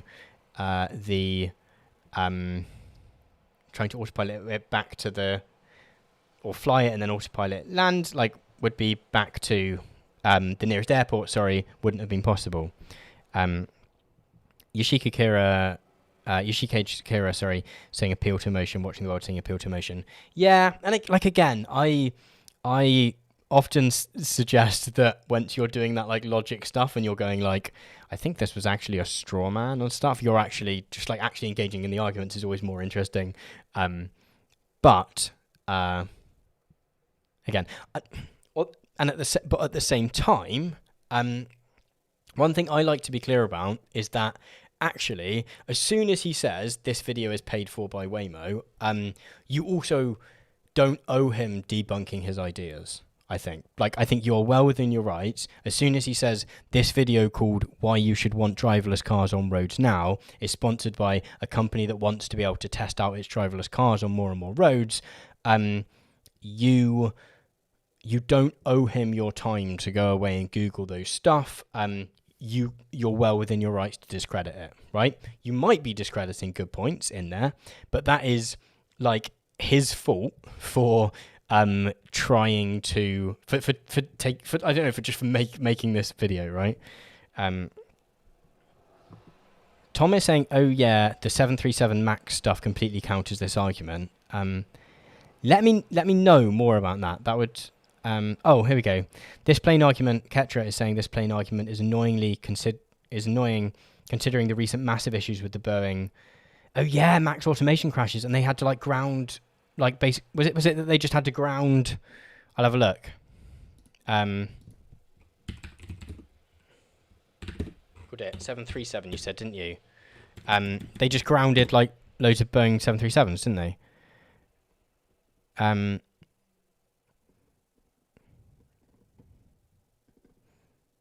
Yeah, and they just had to stop having them all because it was super dangerous. Okay, that's a really good point. Thank you very much for bringing that up. Okay, let's go back to it, and we'll watch a little bit more. Again, we're sort of adding questions where he's ignoring the fact that there are questions. But just to make that broader point, we also, I don't know, as soon as he says he's taking that money, we don't owe him our trust, is my position. 3 people died in the aftermath of this accident. I think the counterintuitive thing is that we expect the humans to be better, particularly in tough situations. But when it... Okay, this is going to become an interesting bit where he uses statistics in a really interesting way, where I will say that I'm not a statistician, so I don't necessarily know the exact terms to describe what he's doing, but where he's obviously... You can basically use statistics to prove anything because you just frame them in the right way. Watching the World making another good point, saying you might be discrediting good points, sure, but there's a reason scientists disclose funding. It's important, and good papers will die because of it, because you cannot be sure it's sound, right? And that's a good point, right? If Philip Morris Tobacco were allowed to fund a whole bunch of scientists to write articles, and they just went into loads of journals, everyone would just spend all their time, all other scientists would just spend all their time debunking those ideas, right? And it would just waste all their time. So the general rule is you don't do that, right? You just don't accept those papers and all those papers, or they at least say where their money's coming from. Shahaya saying Professor Tom has the most interesting classes. Unfortunately, I am not Professor Tom, but I am Dr. Tom, if you insist. I will accept Dr. Tom. Regression to the mean. I don't think that's what it is, but I do know that that's a statistic term. I don't think that's the correct one. Maybe someone will be able to tell me in a moment. Comes to airplanes, if it's bad weather, you actually want the plane flying itself. So the obvious next question is, would you want the same thing for cars? Okay, yeah, we're about to get to the bit where it's all humans' fault. Navish is saying a kind reminder that most scientists don't get paid for their research papers despite being behind a paywall. I do want to make a video about that at some point. I came up for a really good title for the video, and then someone that is a mutual on Twitter, that a doctor who makes really cool stuff, I realised they made a video with a very similar title, and I was like, damn it, but I might make a video about academic paywalls and the sort of massive scam that is academic publishing at some point. Okay, back to why humans are the problem. There are all these different levels of autonomy, and everything up to 4 requires a human driver to be, responsible and at the wheel at all times. In the early days of the Google self-driving car project, they had a vehicle that was not yet level 4, so it still required a human driver. They let Google employees borrow the cars, but they still had to be in control of the wheel. So this is similar. I don't think he mentions it, but possibly because... possibly not meant to mention another company in a sponsorship, I'm not sure, but this is similar to, I think, the current Teslas, which can drive on highways, or motorways in the UK, or A roads. You still have to have someone in the car, and they can sort of do it. We'll watch some footage of one in a little bit, but they can sort of do it. But you have to be there, I believe. I've watched a few videos of this on the internet. You have to be there, and you have to jerk the wheel every I think it's every 15 or 20 seconds. It's quite often, but you just have to touch the wheel to let it know that you're still there. And if you don't, I think it beeps at you. I don't know what it does eventually. I don't know if it just goes no more auto control for you. And that's the way that Tesla sells that technology is really interesting as well, in that every time there is a problem with it, every time it crashes and kills someone, they're well, it's not quite there yet. There has to be someone in the thing, or in the terms and conditions of the car. It's you have to be there and touch the wheel. But when they're trying to sell it to people, they're I think it's called Tesla Autopilot, right? It's got a name that's something like that. And the volunteers were informed that they were responsible for the car at all times, and that they would be constantly recorded, video recorded while they were in the car. but still, within a short period of time, the engineers observed drivers rummaging around in their bags, or checking phones, putting on makeup, or even sleeping in the driver's seat. All these drivers were trusting the technology too much, which makes almost fully autonomous vehicles potentially more dangerous than regular cars. I mean, if Again, right, so this is sort of another key theme of like anything other than fully driverless cars is morally and ethically we should not want them. But and that people are bad. People are bad. That's going to be a thing we're going to come up with to time and time again. the driver is distracted or not prepared to take over.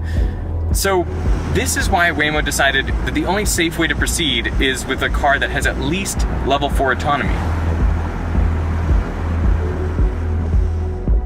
This is the depot where the cars go when they're not on the road. And it's also where people monitor all the rides in progress. Yeah, so that's where my team sits. You see.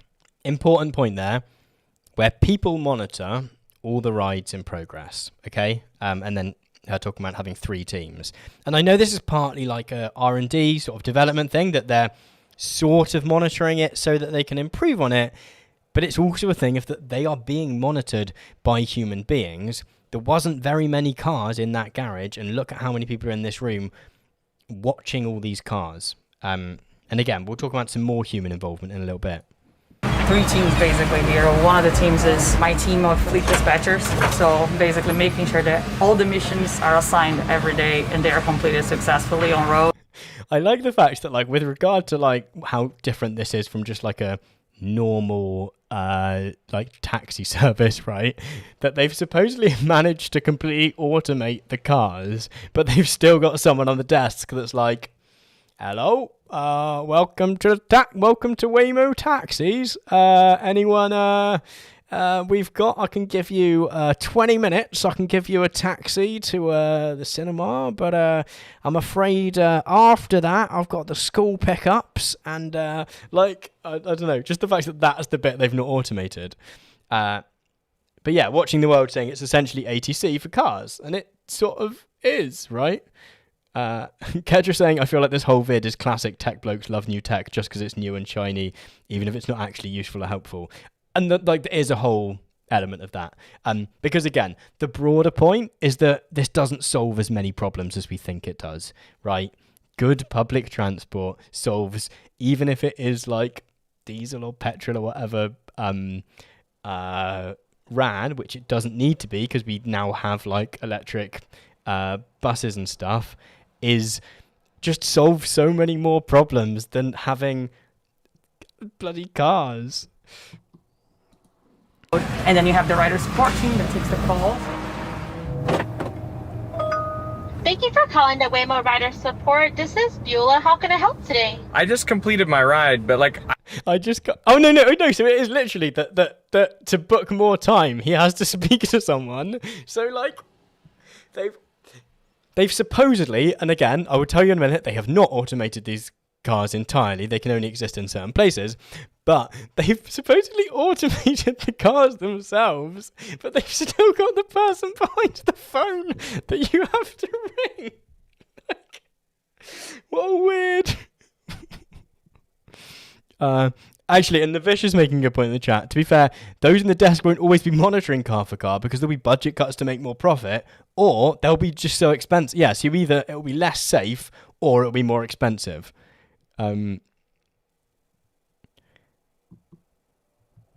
And yeah, Shahaya saying, also, public transport, you don't have to drive them, right? A bus is a driverless car.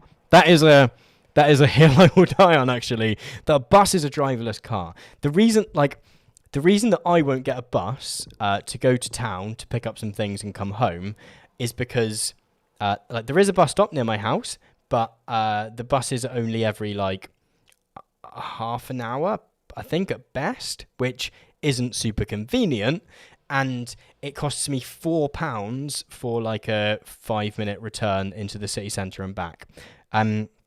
So they're expensive and they're not very regular. Like, those are the problems. It's not that I don't like being on a bus. I don't mind being on a bus. I don't mind other human beings. And there is part of this that is driven by this, like, deep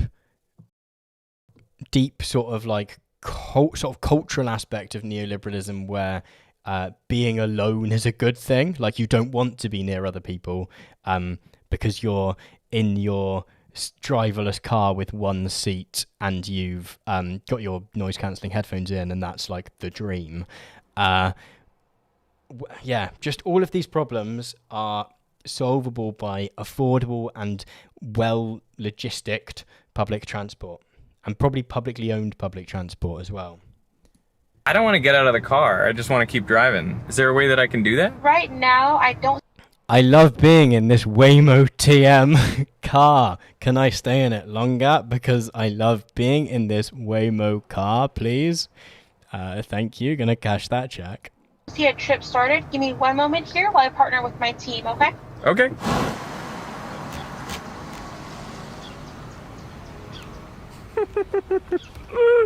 Well, I just left all my stuff in the car.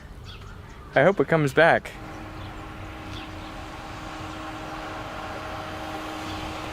Also, I don't know why he has to get out the car.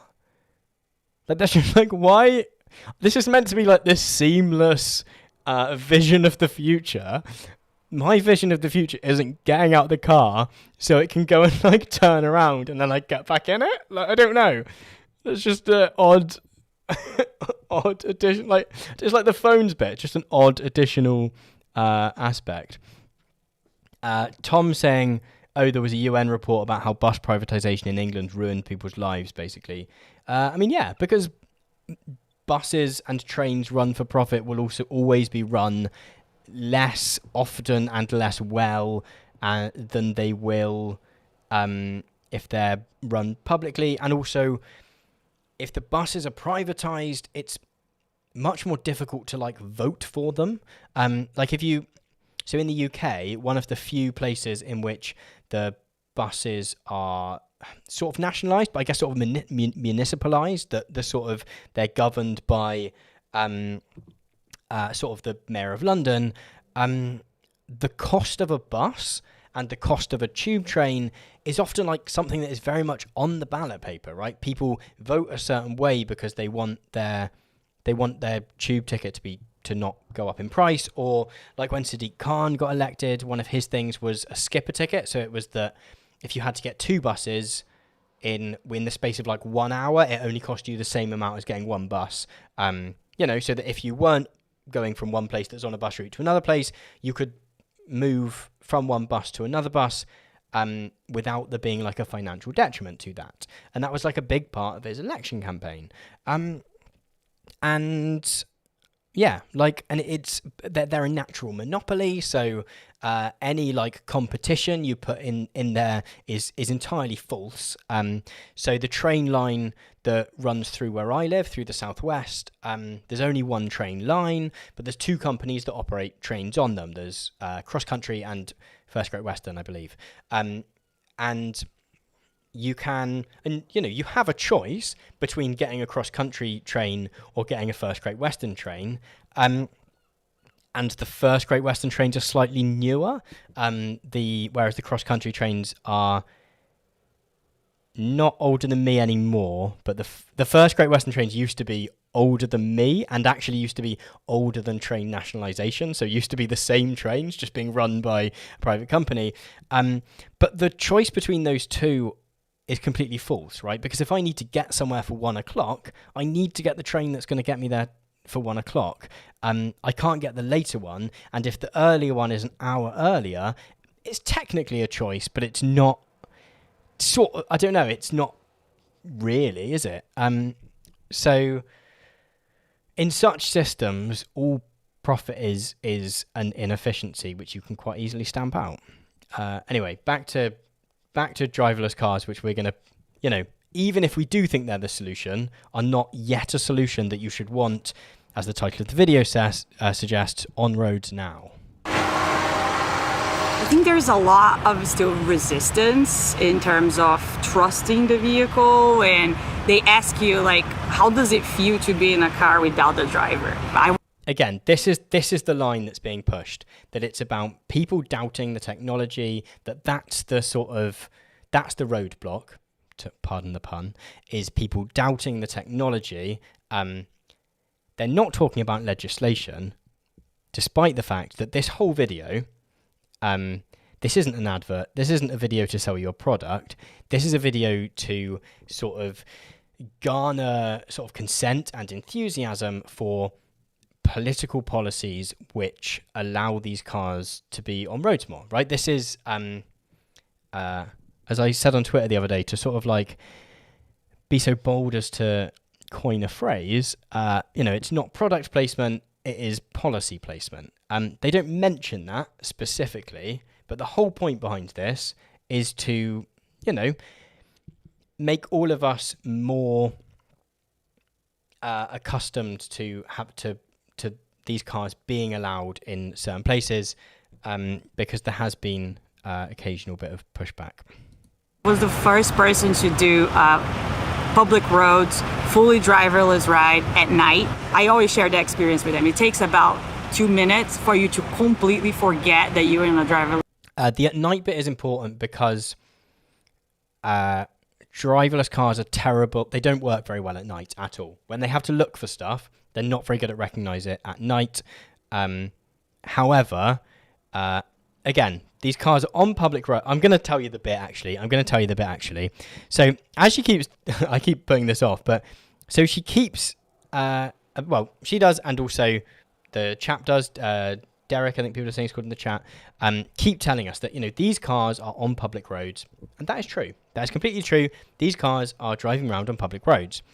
And the suggestion is that these cars being able to drive around and working on public roads in this location means that they are safe and able to drive around on public roads pretty much everywhere. However, if we go to this this information page on the Waymo blog from September 2020, so relatively recently, it will tell us, as does, so there's actually a much better video about this topic by a guy called Snazzy Labs, and this guy he says in the video that he does have his trip to Waymo paid for by Waymo. However, the video itself has a different sponsor, so I'm pretty sure they've paid for his transport, but they've not sort of sponsored the video in the same way that they have with the Veritasium video. He brings this up in a way that I think is really important. But sorry, in this blog post from September 2020, so less than a year ago, they talk about the fact that these cars don't just drive around and recognise what all the things are around them. There are human beings that have mapped out all of the roads that they drive on. There is custom maps. Here we go. Let's sort of read this a little bit. To create a map for a new location, our team starts by manually driving our sensor-equipped vehicles down each street, so our custom LiDAR can paint a 3D picture of the new environment. Okay, so they are driving down the road, like using the steering wheel, and the LiDAR thing is going and doing a scan. So it's not just doing that all in one go, it's doing that. This data is then processed to form a map. Okay, it's processed to form a map, and in this video, what this chap reveals is that it's human beings that take that information and turn it into a map that the car can then use to make it safe. It provides a meaningful context for the Waymo driver. So I think the Waymo driver is the sort of software that does it all, that runs it, such as speed limits and where lane lines and traffic signals are located, right? So pretty vital things to driving are being processed by a human being to add some of those stuff in. Then finally, before a map gets shared with the rest of the self-driving fleet, we test and verify it so it's ready to be deployed. Ketra in the chat is saying they've avoided the hard image processing problem by just using people. Yeah, that's totally correct. Because the processing of like the camera seeing stuff and the LiDAR seeing stuff and all of the stuff isn't very good yet. It continues to not be very good. In fact, I'll find an example of...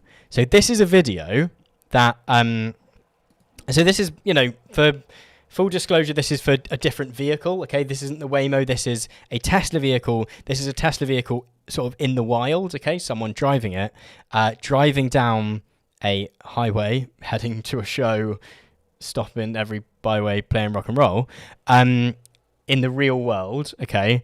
And this is, so the Teslas have like a big screen in the front that sort of show you some of the stuff that the car can see. So, for example, sorry, I can't really make it bigger in a very useful way, but like this is a truck that it's gonna, I can't show you, I can't point at it usefully, I'm afraid.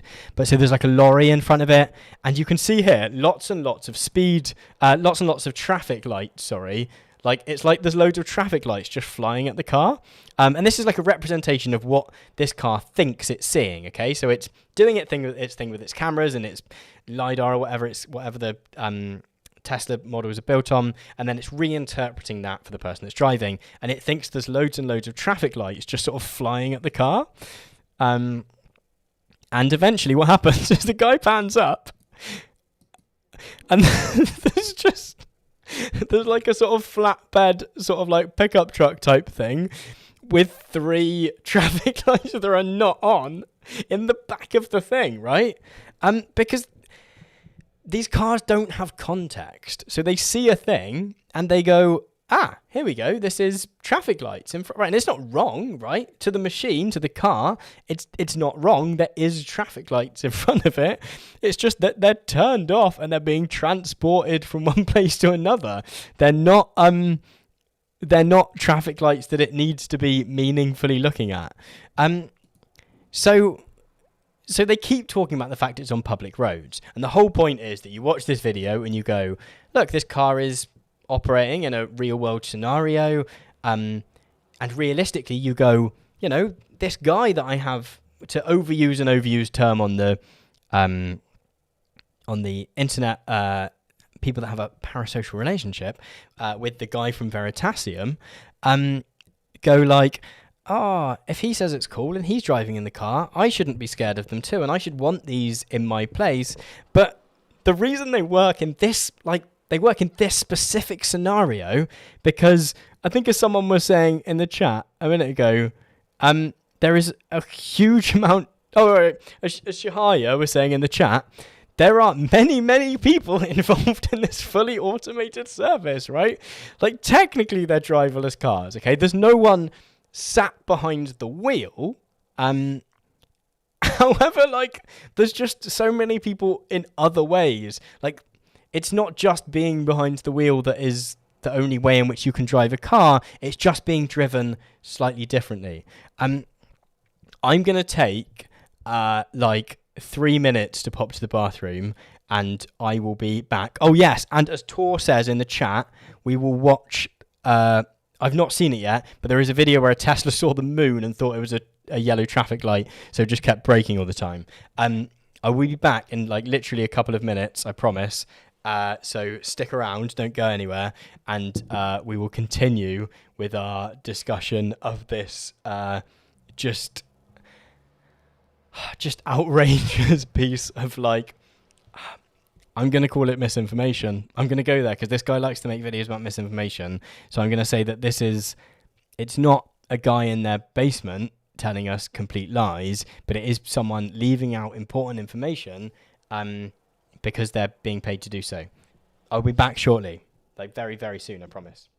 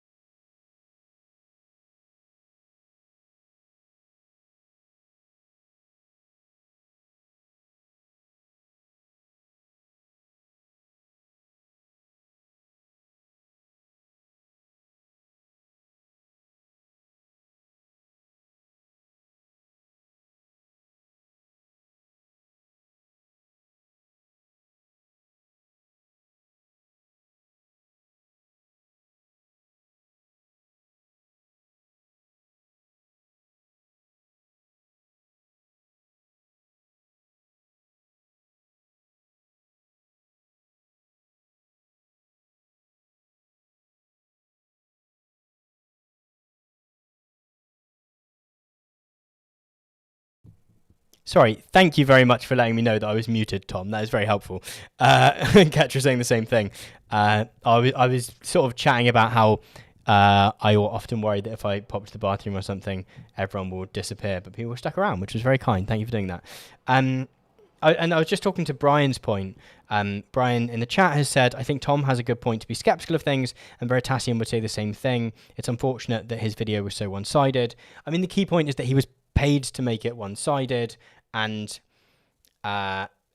again, whenever this stuff comes up, people are like, oh, there's lots of grey areas, maybe, but like, to my mind, and I think the correct ethical position, for anyone who classes themselves as an educator or sort of explainer or journalist, is that as soon as the money that you're taking is affecting the educational or editorial or explanatory content of the stuff you're putting out, there is just a massive and very clear red line that you have crossed. Like, I don't think it is, like, the stuff that is like ethically grey is a little bit further, right? It's about I have not done an advert for Raycon, but I would consider doing an advert for Raycon headphones, right, in my videos. Lots of people would possibly roll their eyes at that, and consider that I had done a morally wrong thing, or ethically bad thing. I would go, I think there is, if I'm using that money to make the videos better, that there is that I can make an argument that that is worth doing. That's where like the ethical grey areas are, not this stuff. This stuff is very clear. Again, I think as I said when it's muted, this is one thing that he's done, although as we'll see shortly, he has, is it this one? He has basically made this exact video but sponsored by BMW. Sorry, I've not got that up. We'll watch that shortly. So, it's something he's done multiple times, but like the fact that he's done this doesn't like mean he's a technically like completely bad person. But yeah. Shouting at the void. Welcome. I don't think. Sorry if you have been in the chat previously and I've just missed you. I apologise greatly if that is the case, but if you have just joined us, as I wonder whether you might have, then welcome. Thank you for joining us. I really like the argument that science YouTubers are essentially journalists and journo ethics apply to them. I mean, what's really interesting, I think, is that the way people often approach it is that a lot of the time they will go, I'm not just a YouTuber, I'm an educator, or I'm a journalist, or ... and they will use the fact that that there is a strong argument to say that they are a educator or a journalist to go, I'm different from most YouTubers, right? I'm better than them, in a very meritocratic sense, not necessarily in a super arrogant sense, but they will go, and I should be listened to more because what I'm doing is education and sort of explain the journalism. What someone else is doing is pure speculation or is misinformation, right? Whereas if you suddenly go, well, you're doing this video where Waymo's paid you to leave out all the important information to sell their thing, then they fold into going, I'm just a YouTuber. And their audience definitely will go, I'm just a YouTuber. I don't have to apply to, that was a sort of interesting thing that came up, a lot with the Johnny Harris video was that, and this was more from like his sort of fan base. So this isn't, didn't come directly, but like where people would go, oh, he's just a YouTuber. He's not a journalist anymore. He doesn't have to do that stuff. But elsewhere, he's trading off the fact of being a journalist. So you sort of pick a lane a bit, right? If I changed I could change I don't know, I hold myself to a higher ethical standard and I don't have my YouTube name as like Dr. Tom Nicholas, right? I could have I could, and I think would be not a completely unethical move. I could, change this bit here to Dr. Tom Nicholas, and I could trade off the sort of added like authority that comes from having a PhD. And then if someone questioned me, I could go, oh, I'm just a YouTuber. I still hold myself, like, you know, I'm not saying I'm amazing or perfect. I'm absolutely not. But I still like to try and hold myself to that higher ethical standard, while at the same time not trading off in a really cynical way, you know, that I could do that.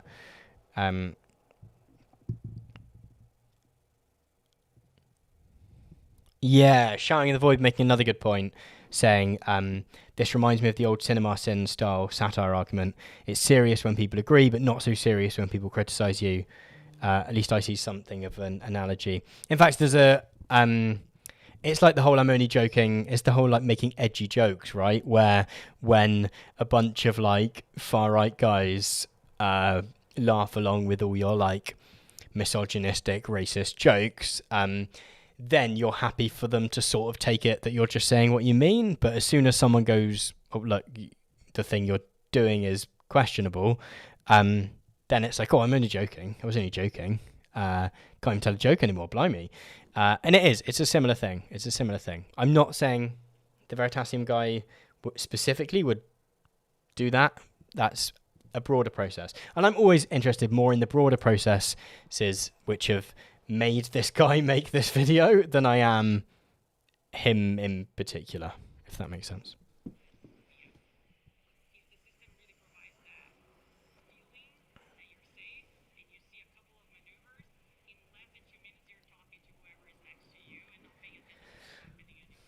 Again, I know I'm really labouring the point, but it's all about like the feeling. It's us being irrational, right? We talk about this video uses data a lot. We talk, our feelings are irrational, and we're letting our feelings do the talking rather than the data.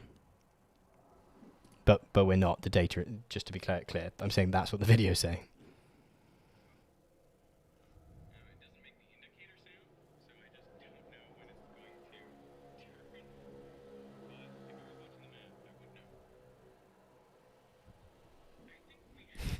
Like that's the problem, is that it doesn't make the indicator sound, not anything else.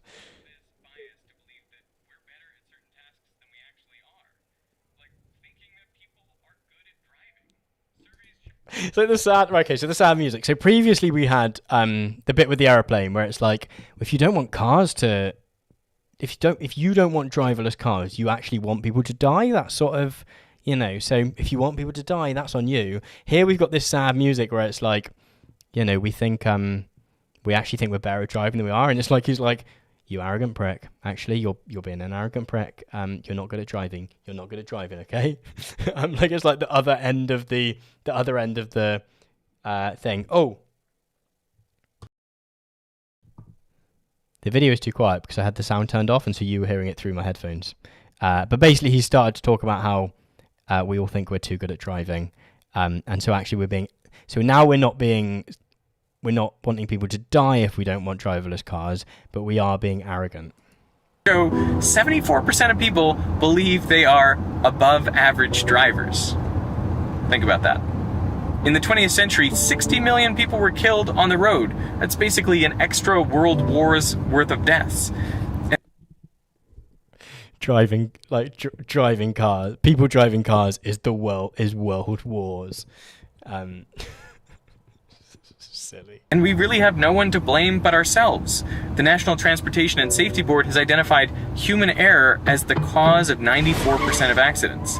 Okay, when it comes back to this, let me know if the video volume is better in the chat, by the way, now. I think I should have sorted it out. So he loves this statistic, and this comes up the first time that he made this video, which is here. Again, oh my god, it's exactly the same graphic. He used exactly the same graphic in his previous version of this video, which again, just makes exactly the same argument, but is 3 minutes 40 rather than 18 minutes 07. He loves this statistic of Safety Board has identified that 94% of all car accidents are driver error. And someone in the chat might be a statistics person who knows more about the correct terms for this. But thank you, Tom, for telling me that the audio is okay. That doesn't necessarily prove, that could prove that we've made the rest of cars very safe, if that makes sense. Like, that doesn't necessarily mean, like, it does mean that, like, humans are supposedly the biggest problem, but, like, it's probably that, like, old cars, the wheel might have fallen off, or, like, the engine might have exploded, or tyres weren't very good, or we hadn't quite worked out roads yet. Like, yes, this statistic tells us that humans are potentially the biggest factor, but that doesn't necessarily mean that they're really bad. It might mean that everything else is good. And Tom's laughing at the fact it's just the same graphic, which I think is amazing. But shouting at the void is making a great... Oh, Ketra saying survivorship bias is a really good point, right? It's like that it's just the last thing that remains that could potentially go wrong if you've solved other things. That might not be correct, but I think it's a good point to raise, right? You can't just put a number a number on its own does not really show you anything. But as shouting at the void is saying in the chat, I'm apologies for my shouting at the void favoritism here. They've just made some good, you have all made good points in the chat. It's theirs that just keep being the ones that I'm about to make a similar thing. That human error is an enormously broad category, which is like correct. Like what does that mean? That could, and like Santa the Grey as well, saying that every extreme situation on the road sort of has humans involved in it, right? You can say that if there is a lot of water on the road and someone's not very good at controlling understeer or oversteer. In fact, I can't think how I'm meant to react if I start skidding. I think you turn into the skid, don't you? But if you're not very good at doing that, is the water at fault, or are you at fault for not dealing with that properly? There's another thing later where they talk about where these cars have got into accidents, that the cars have been still, and you go like, well, that's not always a good thing. The car might have stopped in a bad place. Like, that is a I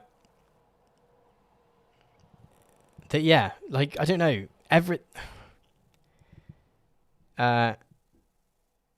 yeah, that's true. Actually, I think it does say driver. 94% of accidents. So I think James is making a good point that you could definitely call like the wheel falls off because someone's not tightened it properly. You could call that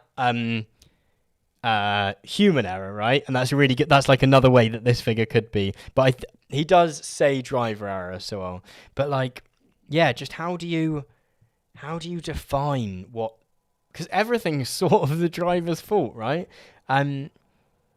If the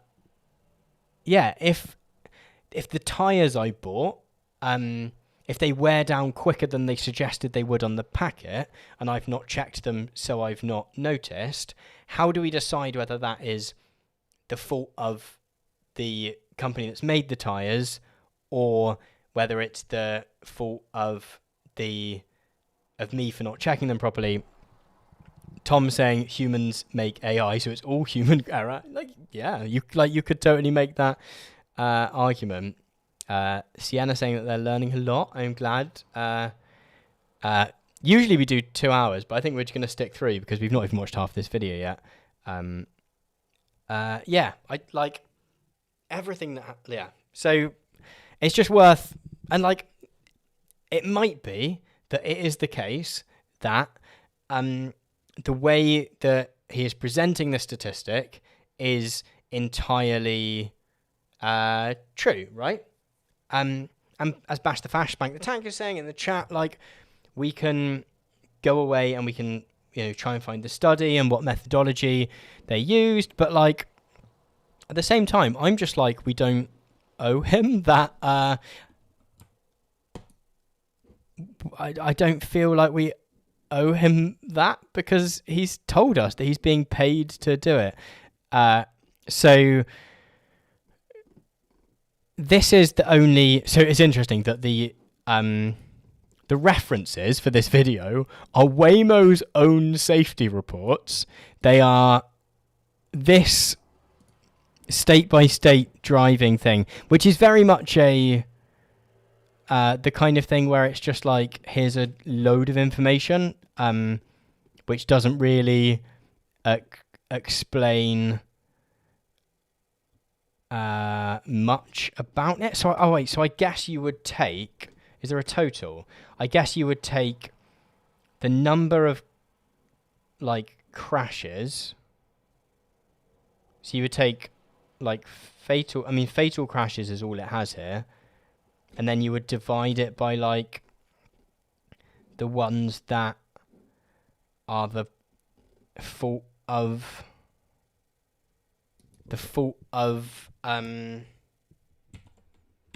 the user. If you looked for that somewhere else, the number 93 is going to appear like a million times, isn't it? Oh no, 19.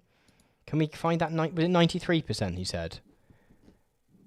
So these identified human error as the cause of 94. Sorry, Catcher's taking the making the make up me for doing maths. It's very much not my. Very much like a literature guy. Let me.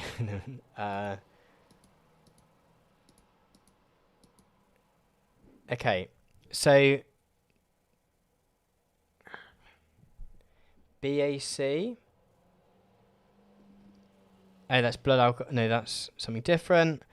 It is very much one of those things where you just like throw information at someone so they can't quite find the information they're looking for. But yeah, so sorry, the three references for this video are Waymo's safety reports from their own website. This list of like just sort of, what do you call it? I think you call it like, is it lying by obscurity or something, where you just give people like so much information that you can't really do anything useful with it, or it's just difficult to try and prove or disprove the point. And then the third one is just his other video where he makes exactly the same argument. Maybe it's got the link here. I'll try and find it. This could end up being like the longest video in the world. Longest live stream in the world. Okay, 94% driver error. Oh my god! And the first thing is going to be that it's. Okay, so you've probably heard the claim that 94. The top result is someone sort of debunking it is amazing. You've probably heard the claim that 94% of crashes are due to human error. Traffic safety campaigns are grounded in that claim. Agencies are using it to advocate for autonomous vehicles with the promise that eliminating human error means crashes will practically disappear. Engineers use it to outsource blame instead of fixing system design errors. Simply put, it's not true. Crashes are more complex than that, and we need to understand all those factors to stand a chance at reducing traffic deaths in the United States. This is a quote here. Okay. We need to debunk the 94% myth because it detracts focus from the actual risk factors that are most deadly, such as poorly designed roads and dangerously high speed limits, said Vision Zero Network Director Leah Shaham, whose organisation is starting a social media campaign to get agencies and traffic safety campaigns to stop using it. Continuation of the quote. This myth keeps communities from implementing effective policy and design solutions, which is literally killing people, especially our most vulnerable road users, including children, seniors, people with vision impairment, and those walking and biking. So the origins of the 94% claim. Here we go.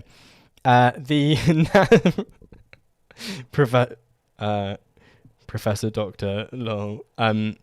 Like, this feels like that thing last week with the with that YouTube with the books for kids thing, where just there's like the more we dug, the problem is. I'm just gonna very quickly feel the camera because generally if I do like 3 hours, it's boiling hot. Although it did. Sorry for wobbling you. No, it seems to be okay. I think last week it was just warm as well as being on for a long time. It did survive when I did a live stream with We're in Hell a little while ago. Sorry for wobbling you around a bit there. I hope no one got seasick. Okay. So origins of the 94% claim. The National Highway Traffic Safety Administration's critical reasons for crashes investigated in the National Motor Vehicle Crash Causation Survey is the primary source for the claim. But the administration itself makes it clear that the 94% statistic should not merely be used in a vacuum, which is exactly what happens here. Tom in the chat is saying, we need a measured response to this video. Lol, Harris would have a field day. Right, if he steals this idea from me, I helped him find some footage for that vaccines video, okay? So if he steals this idea from me, I'm going to... No, I think in looking into this and just realising how nonsense it all is, I'm definitely going to be making that video. And just how fun it's been to look through all this stuff. Yeah, Ketch is making a good point. So this is a very much a sidebar. I think in the US, professor basically just means anyone who teaches, and I think basically anyone who teaches at a university is described as an assistant professor, I believe. Whereas in the UK, it's like a thing that is bestowed upon you. You like become a professor. So very much not Professor Tom, but Ketra says, I feel like you'd get the video out before him. I've been slipping because I try and put so much, because I just try and put so much research into them these days. It's just, it does take longer. I sort of understand it now. I don't think I'll ever quite take that long because I don't have the patience to wait for an animated version of myself to be made or anything like he did in one of his videos. But yeah. Okay, so the administration itself makes it clear, I don't want to put my headphones on to listen to myself talk, but the administration itself makes it clear that the 94% statistic should not merely be used in a vacuum. Emphasis added in this piece here, that is journalistic and scholarly integrity there, making sure that we know what has been italicized. The critical reason is the immediate reason for the critical pre-crash event and okay, so it's the immediate reason for the critical pre-crash event and is often the last failure in the causal chain of events leading up to the crash. Although the critical reason is an important part of the description of events leading up to the crash, it is not intended to be interpreted as the cause of the crash, nor as the assignment of the fault to the driver, vehicle, and environment. Okay, so it's the last thing that goes wrong. So, yeah, if my tyres are done potentially, if my tires are faulty but I don't control the cars correctly, it's a driver error. I suppose the equivalent is saying that 100% of people die from their heart stopping. It's technically true, right? 100% of people die from cardiac arrest. However, that's not particularly useful, right? Because generally something causes them to then causes their heart to stop, right?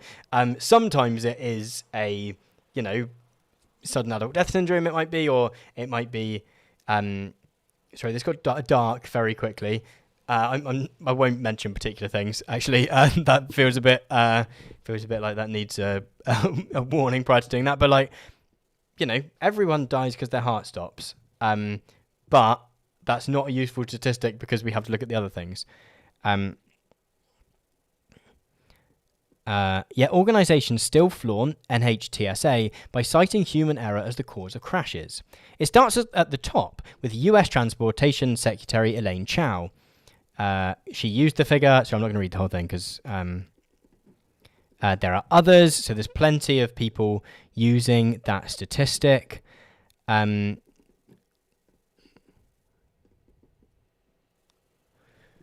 That it's just that the director of traffic in Iowa is saying that the agency uses the 94% stat merely as a way of generalizing the results from this study, and in no way are we referencing any individual crash or case. Oh man, right? So, in fact, the NH. Wait, does their own website that say that it's worth... Oh man, I love digging into this stuff actually. Okay, it does still mention that as positive. Let me close that because I've got a million tabs open.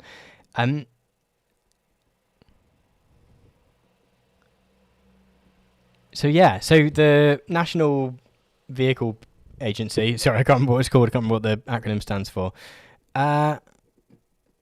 So basically it's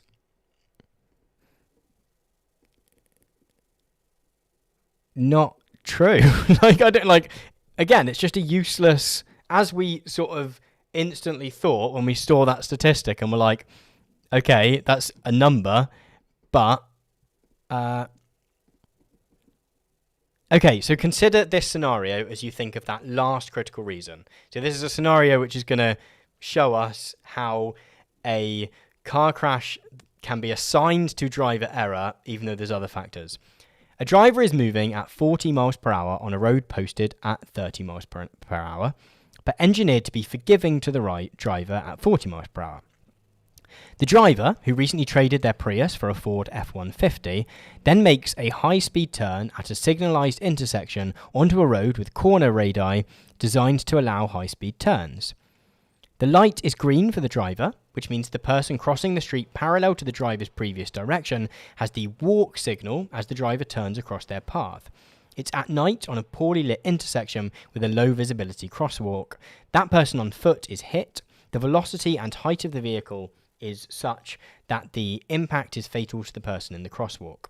Again, sorry that this got dark very quickly.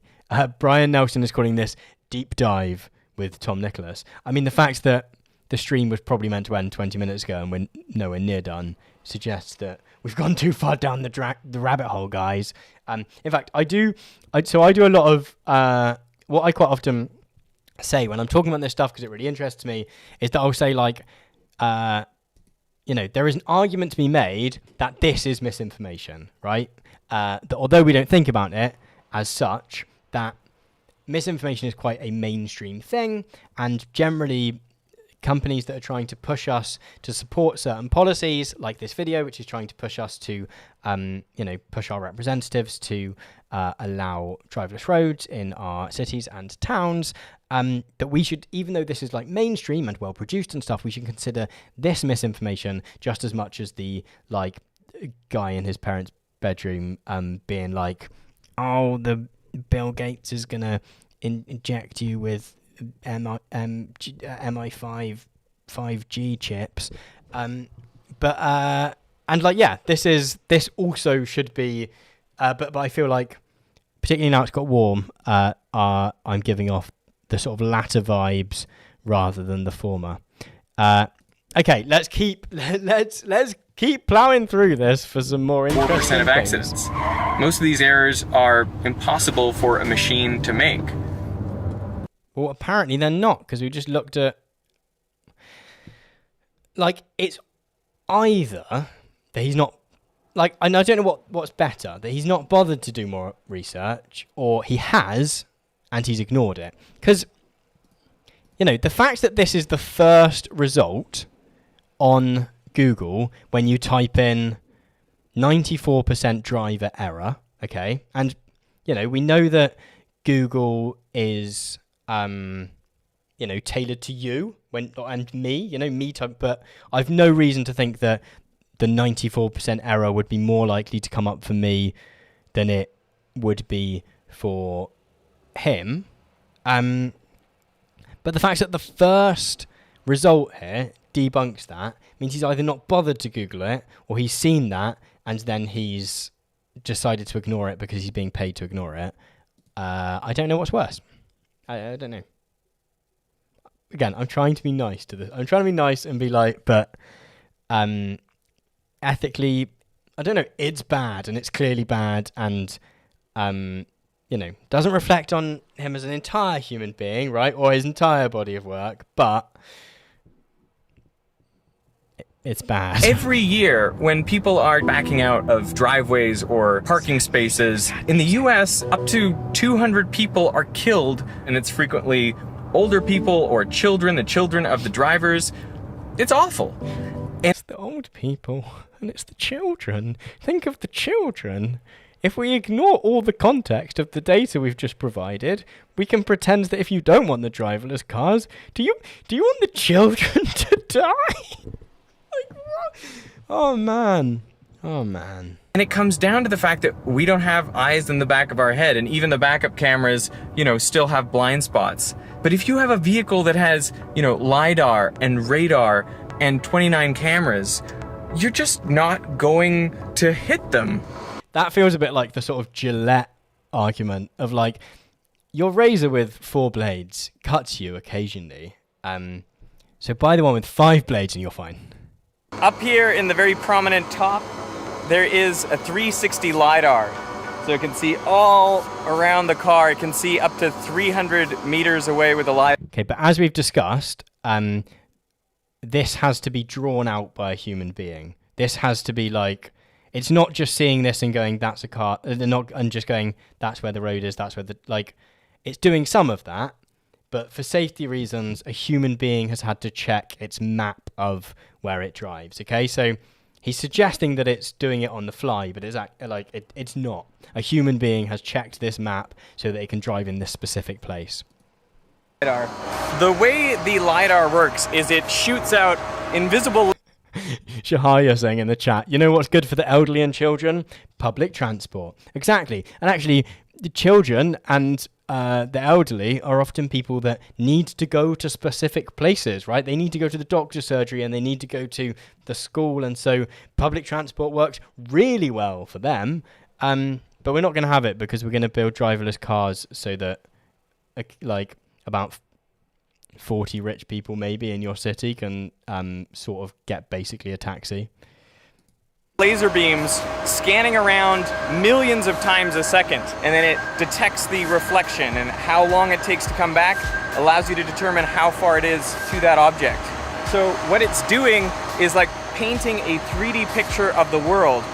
There are so it is doing all this stuff. It's just checking it against what Waymo on its own website says is a human 29 made map. Again, you have to question yourself when your only references are waymo.com/tech and waymo.com/safety.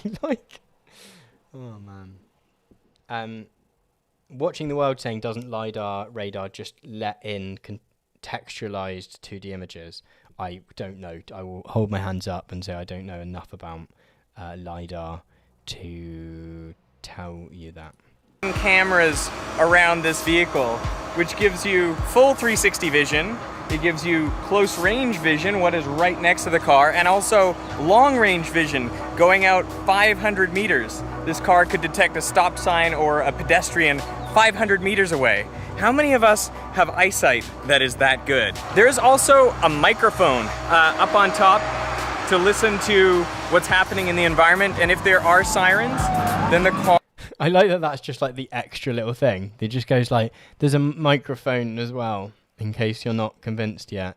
There's a microphone, just to swing you. Car will pull over to the side of the road. It's got to be able to respond to emergency vehicles.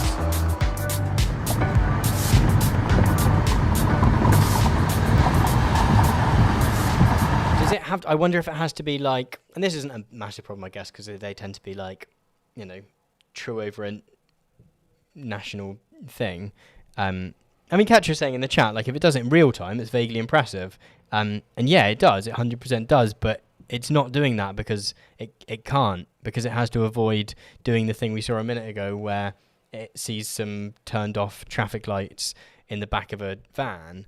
One thing that a lot of engineers will say is that, the thing about very rare incidents is that they happen, right? They happen occasionally. That they're rare because they don't happen very often, but they do happen. And if when they happen, someone gets hurt or injured, that's a problem. What I want to see here is how does it handle a parking lot where there's people driving in unusual ways and possibly pedestrians walking around.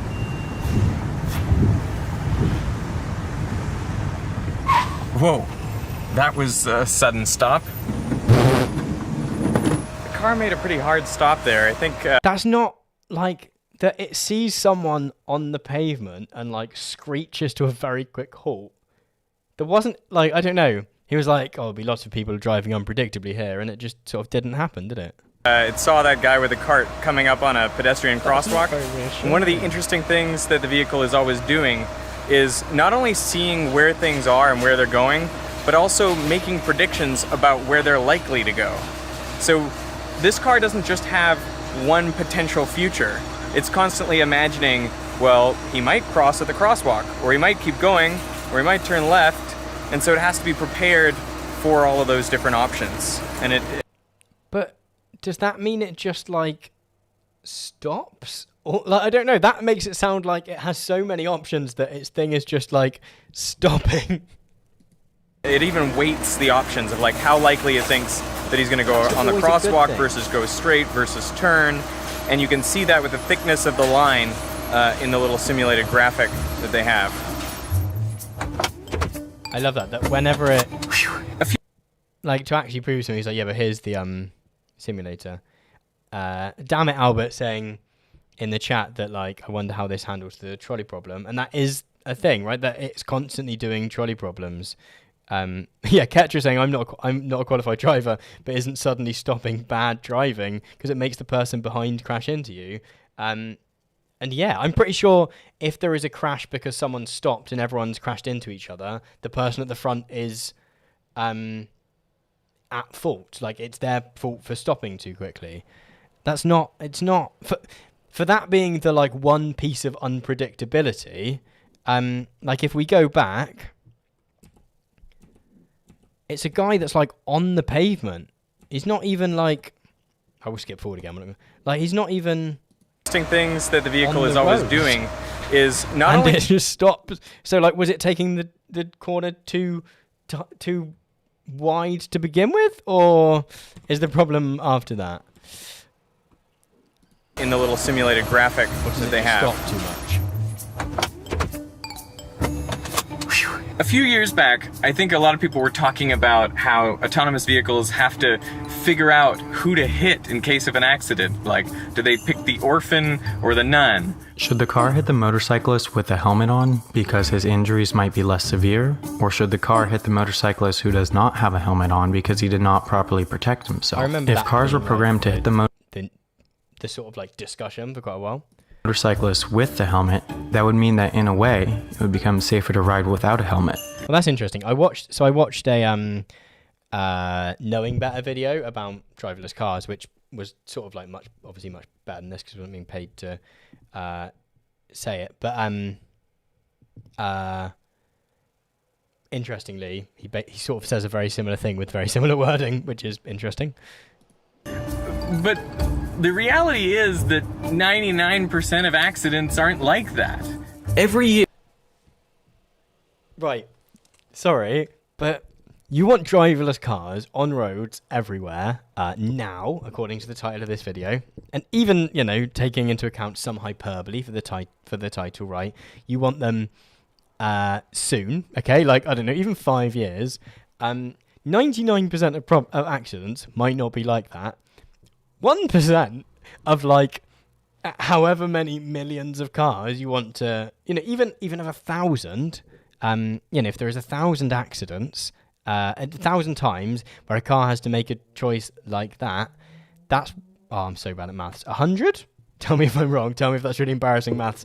That's 100 times that it is 100% like that, right? So that it is like that. Sorry, that was works 100% of the time, 50% of the time, wasn't it? But like, they still happen.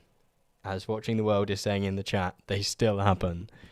Here, around 1.3 million people are killed on the roads, almost all of them due to human error. If autonomous cars can reduce these fatalities, because you can say that anything is driver error, then the real moral dilemma, and 94% when you're dealing with figures that big, I guess it sort of is nearly all, but is not getting them on the road sooner for fear we haven't worked out exactly how they'll react to extremely unlikely hypothetical scenarios. Extremely unlikely things when you have lots of people. I don't know, like we don't. What's a rare disease? What? Like, okay, I'm going to Google rare disease.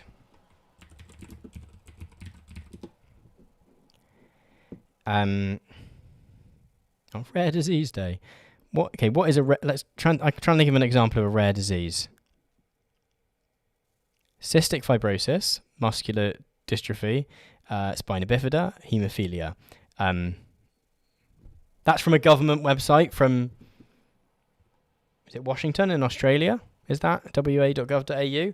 I don't know how rare they are. Apparently, those are rare diseases. We still like have people that are dedicated to making sure those diseases don't happen. Like, oh no, that they, that making people's lives better and oh, crikey. Like, we don't just go, oh, they're quite rare, so just leave it. Just leave it, who cares? They're quite rare. I think humans are becoming worse drivers because...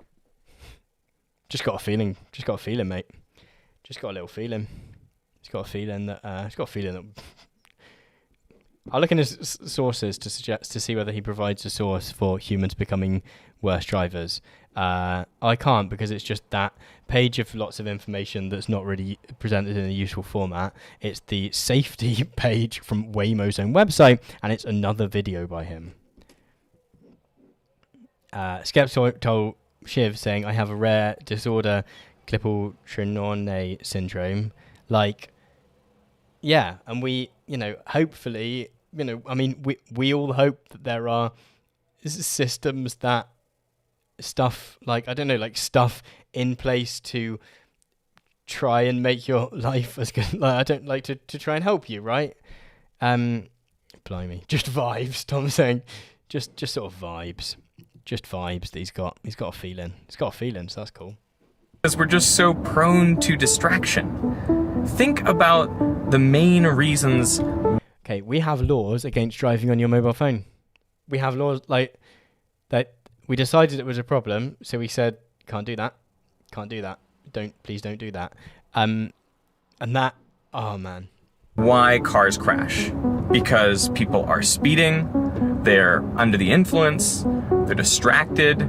I mean, these sorts of problems an autonomous vehicle would not have. You don't get a distraction.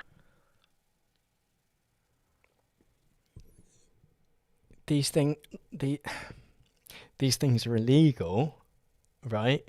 People speeding, you could maybe say, because people tend to speed a little bit, but I don't know.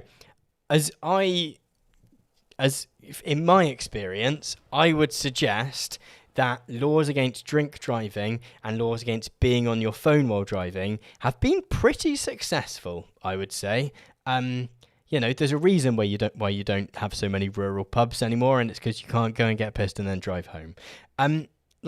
Those have been relative. Sienna saying in the chat, humans in 2021 have only just started being distracted. Oh man. I don't know. Other people might completely disagree with me, but in my experience, those laws have been relatively successful at stopping people from doing those things. It's very, very rare that you see someone on their phone while driving, and if people drink drive, they get arrested. Like, oh man, these aren't. Oh man. Distracted driver. The ultimate question, right, that everyone wants to know, that I want to know the answer to, is like, as these vehicles stand, are they better than the average human? Not than the best human, but just like an average human, like replacing some random car on the street with one of these vehicles. I love that. He's like, so what I've done is I've lowered my standards. I have lowered my standards, and I want it to be, I don't need it to be better than the standard that lots of other people would want it to be. I need it to be better than the incredibly low standard that I've just set, please. Ketra saying, Tom, maybe if we tell the Tories better bus services will save the pubs, people might be up for it. Yeah, but the Tories don't actually care about the pubs being saved. They just want to pretend to. so that they can get some votes. Blimey. Does that make the roads safer? Yes, it does. I think For the data behind Letty's comment, visit waymo.com/safety. Also, giving someone like, that's not like a, I don't know what you call it when it's like a second level domain, but like,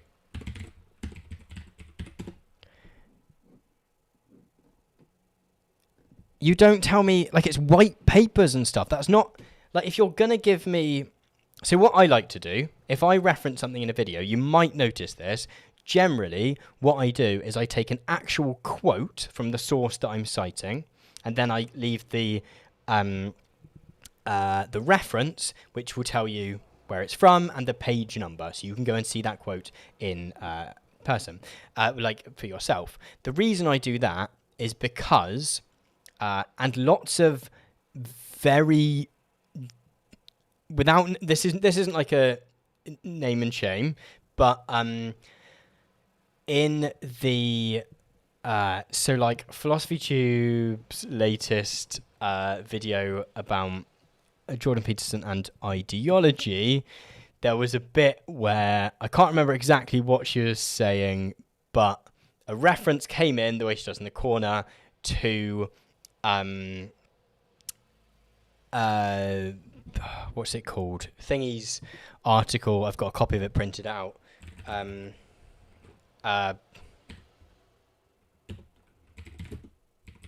Repressive state apparatuses.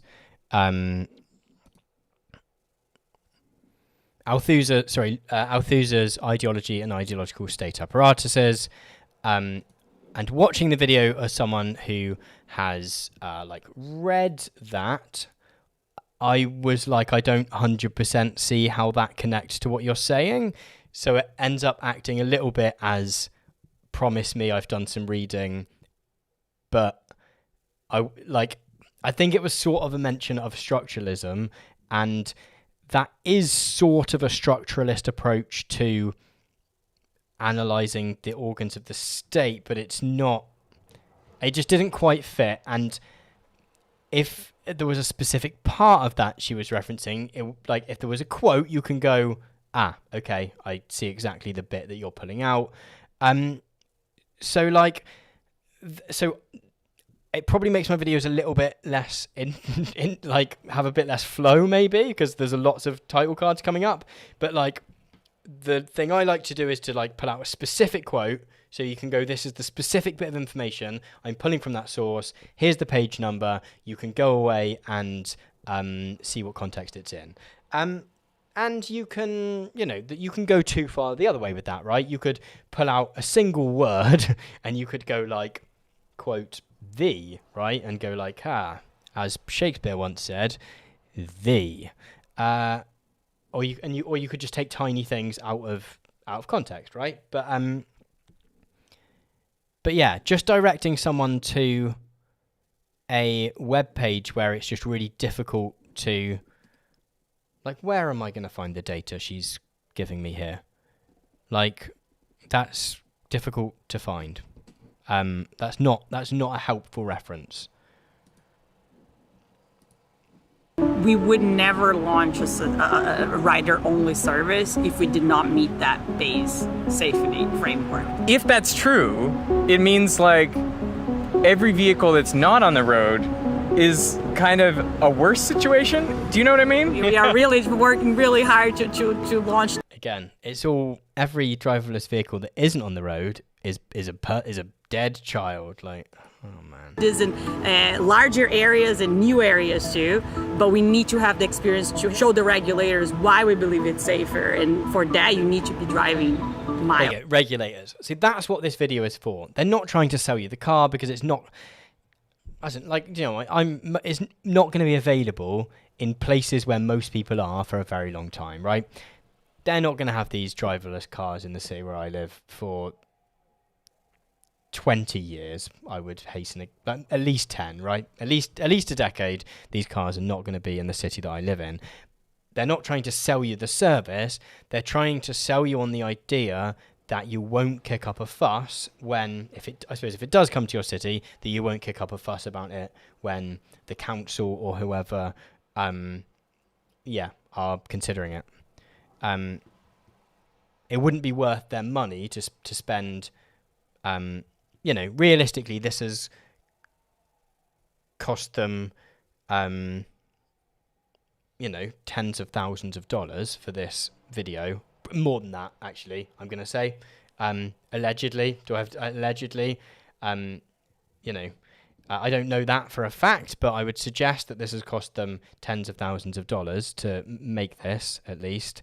And they are, it's not worth them spending that money for the amount that people might pay to use the vehicle. It's the amount that they want to get it out. It's for legislative purposes. Sorry if that went a bit weird there. And to sell you a policy rather than the service. A number of miles that you feel comfortable with, statistically speaking. These vehicles have way more experience than any human driver because they've now accumulated data over 20 million miles of driving. Again, data outside of any context. Like if it's 20,000 miles in this specific city or some specific cities where human beings have had to map out exactly all the places it's driving, those 20,000 miles don't mean what you think they do. Like if it just goes up and down the same street, it means much less, although that's suggesting that it's driven all over the shop, right? Everyone talking in the chat about the way in which it's sort of suggesting that they can regulate themselves, right? We don't need legislators getting in the way of these cars being on roads. We've got waymo.com/safety. Thank you very much. And we'll upload a white paper there. Driving on public roads. If you were an average driver, you'd have to drive for 1,000 years to accumulate that sort of experience. Yes, but that's lots of cars as well. It's not one. Like, I sort of get what he's saying. It's the same computer system learning all that stuff. But again, just sort of meaningless because it's not about how far it goes. It's about how good the software is. Oh, man. And all of that experience can be used to train the systems, to fix the software, and used across all the vehicles in the fleet. Which are driving in places where a human being has mapped them out. In 2019, Waymo released a study of its data over 6.1 million miles of automated driving in the Phoenix, Arizona metropolitan area. Of the 18 total accidents that occurred during the study, Phoenix, Arizona study of its data over 6.1 million miles of automated driving in the Phoenix, Arizona. So that's 6.1 million miles. So at least a quarter of it is in this place where it's all been set up to make it. Oh, the video has sort of frozen a little bit, hasn't it? How do I do that? Let me have a quick doopy-doopy-doo. Is it this? Here we go. This should work now, I believe. Yeah, it does. So at least a quarter of the accidents that happened in the place where it's basically been set up for this car. Like the human being has gone around and checked that. And realistically, that data that is crash related isn't all of the driving it's done in this area. So for all we know, all 20 million of those miles are in this area. We don't. But again, no context. We also don't know whether they've taken out some of them. Arizona metropolitan area. Of the 18 total accidents that occurred during the study, none were serious enough to expect significant injury or death. What's a significant injury? Don't know what counts in this case. In Waymo's safety report, they found some types of accidents have been completely eliminated by this autonomous. Waymo's safety report. Waymo's safety report. Okay, so should we see how long it is? Okay. A 48-page document. The source, it's not a particular page. His sources for all this is a 48-page document. So I have to read all of this. And again, it's a document produced by the company that wants us to like this, like by the company that's trying to expand its, commercial capabilities. So it's not like an unbiased source at all. It's it's something that you would throw out as soon as you were doing any study, really. Or I don't know, you'd look at it, but you wouldn't take it seriously at all, would you? Driving system, like the car doesn't go off the road and it doesn't hit stationary object. System of accidents have an injury or death. In Waymo's safety report, they found some types of accidents have been completely eliminated by this autonomous driving system. Like the car doesn't go off the road and it doesn't hit stationary objects.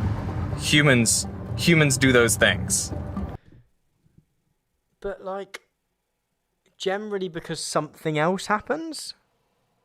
Like, I don't know, people don't just drive up and just hit us. Oh, man. If you look at the 8 significant accidents that happened with Waymo vehicles over the 6 million miles of driving... Driving in conditions where it's been prepared by humans and there is a human team monitoring it all, a kind of... Oh, man. All 8 of them involve a human driver of another vehicle doing something stupid, like driving on the wrong side of the road, or running a red light, or... So what we've got, driving on the wrong side of the road, failure to yield to a slower moving vehicle travelling in the same direction, which potentially is the car slows down too quickly, like it did earlier in the video, and then you're going, well, it's the driver behind that just crashed in. Failure to yield to a slower moving vehicle travelling in the same direction, speeding. Okay, so that one they were also speeding. This one, the first one, they won't. Failure to stop at a stop sign, failure to yield to a vehicle approaching from the left while making a right turn at an unsignalised intersection, passing through a stale red stoplight at 36 miles per hour, failure to yield to a vehicle approaching from the left while making a left turn. I don't know exactly how roads work in America, so not all of this makes a whole lot of sense to me. Failure to yield to a vehicle approaching from the right while making a turn left from an unsignalised commercial driveway. Failure to yield to an oncoming vehicle during an unprotected left turn at a signalised intersection. Okay, that's all. So this is actions of the other road user in each of the events involved airbag deployment or likely airbag deployment, whatever that means. Yeah, it's interesting. Like, would a human being have gone? I don't know. Sort of got the context of a car slowly coming out of a drive, and you sort of don't know, do you? Going through a stop sign, or failing to yield, or going 20 miles per hour over the speed limit. There were 3 incidents involving Waymo vehicles and pedestrians. But in all 3, the Waymo vehicle was stationary, and the pedestrian or cyclist skateboarder... All actual and simulated contact events involving pedestrians or cyclists. Pedestrian travelling 2.7 miles per hour walked into the side of a stationary Waymo vehicle. Cyclist modelled at 2.2 miles per hour to ride into side of stationary Waymo vehicle. So the second 2 were simulated. Skateboarder modelled at 5.9 miles per hour to make contact with rear corner of stationary Waymo vehicle. Crikey, I'm glad it doesn't stop very suddenly. Like, there is a good chance that it stops slow, it stops very quickly, crashes into. We don't know because we don't have any more information, but again, we should distrust a guy.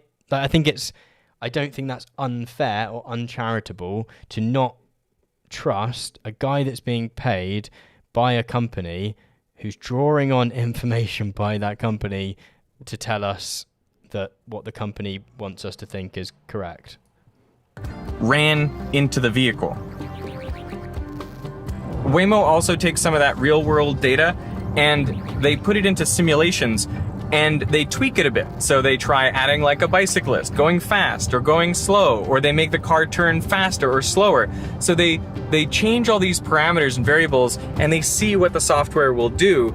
And they've trained the software on an additional 20 billion miles of driving, not on the road, but in simulation. So that's 1,000 times more experience again. Didn't tell us how those 20 billion miles went. And also kind of useless, because just human beings are far more better at doing weird stuff than a computer is going to be. Yeah, Sienna in the chat saying stationary doesn't mean that they weren't in the wrong. It could have stopped in front of a bike.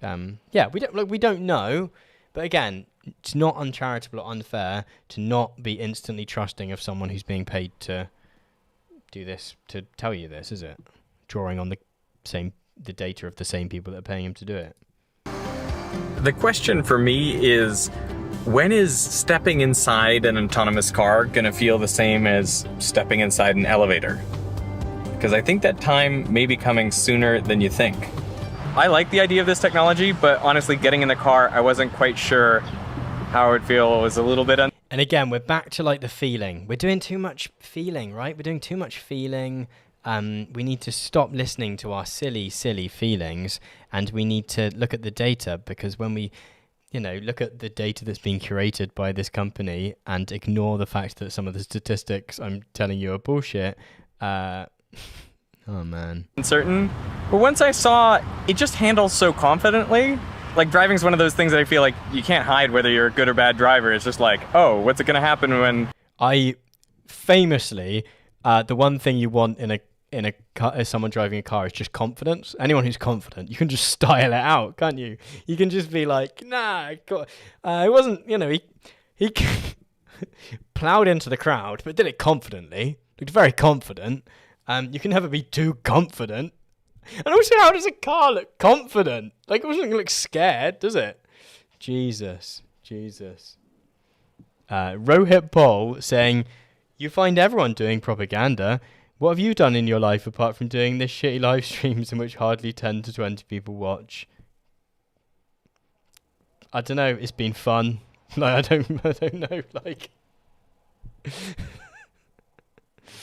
oh, okay. She's gonna do the same thing again and again. Do you reckon this is what's his face? Should I just pin it as a thing? Putting you in timeout. You're in trouble. I've timed out you. Peter Staskowicz, tell me if I've got that right or wrong, says there is a good part about autonomous cars in documentary The Truth About Killer Robots on HBO. Oh, shouting at the void saying, do we have a term for science washing or data washing, or do we need to invent them? That's an interesting way to look at it, isn't it? Like that, it's that, but it's also that like throw lots of information at someone. So I need to watch it again because it basically is not very useful as a video. I've never really watched anything by this guy, Vsauce. I feel like lots of people really like his stuff. So he made a video, which I'm going to watch again because at some point in the future, I'm going to make a Bill Gates video because, oh, sorry, I've deleted the video. I didn't delete the comment. I put them into timeout, so I don't know why but it also sort of deleted it as I put them into timeout. So I can't pin it.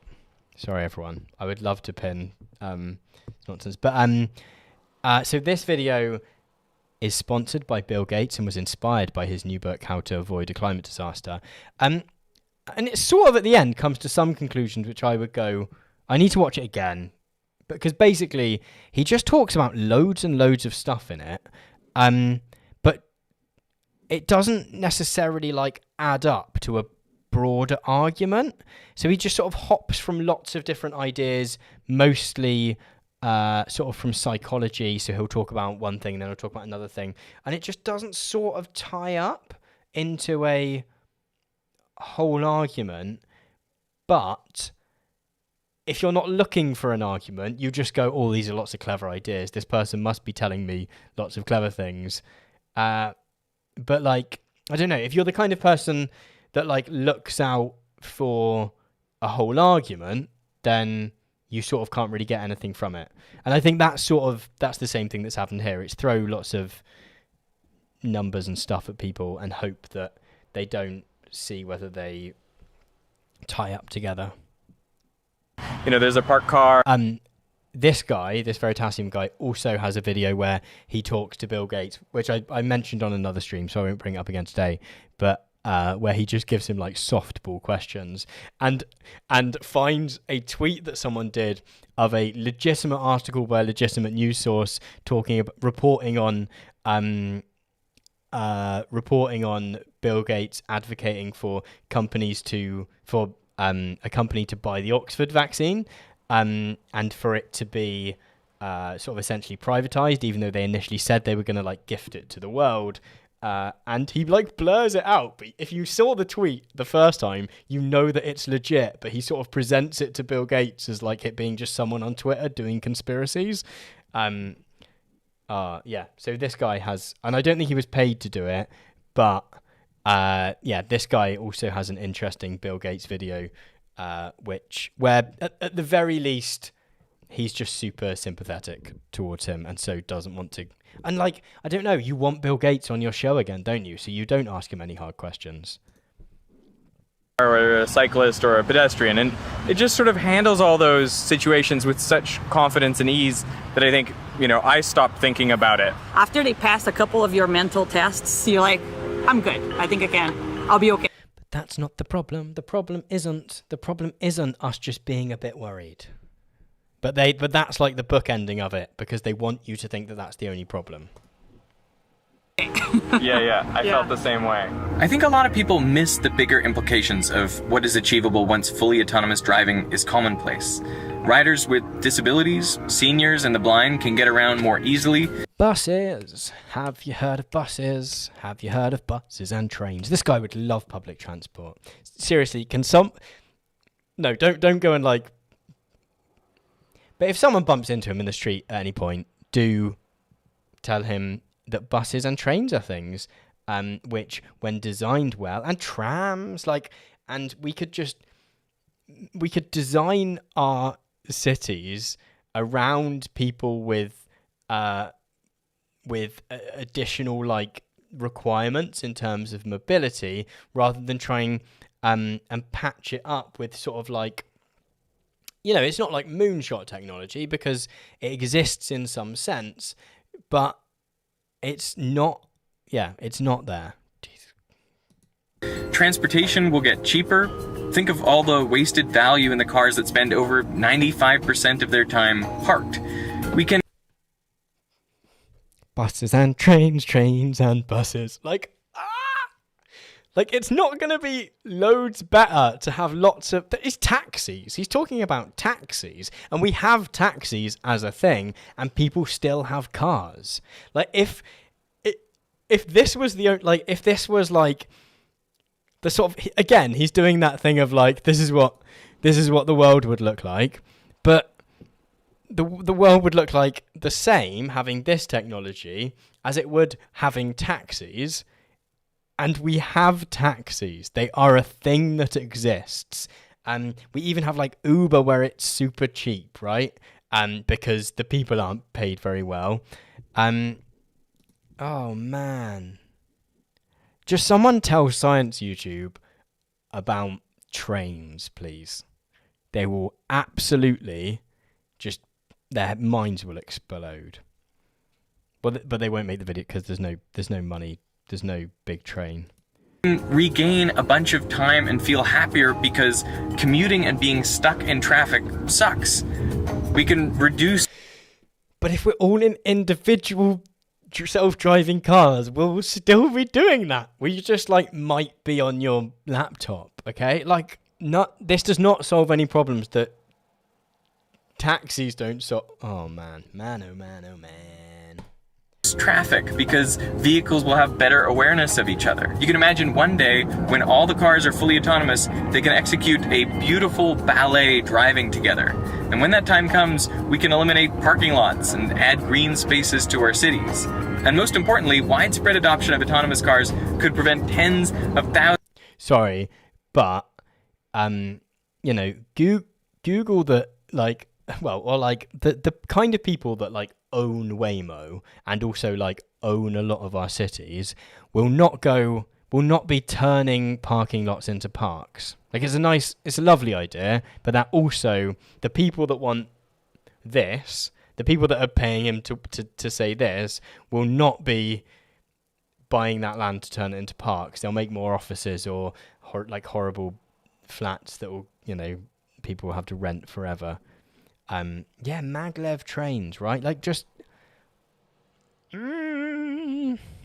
green spaces require public funding. Yeah, Google does not pay its taxes. If Waymo's parent company paid its taxes, we could have, like, if he wants green spaces, that's the thing to tell, to make a video about.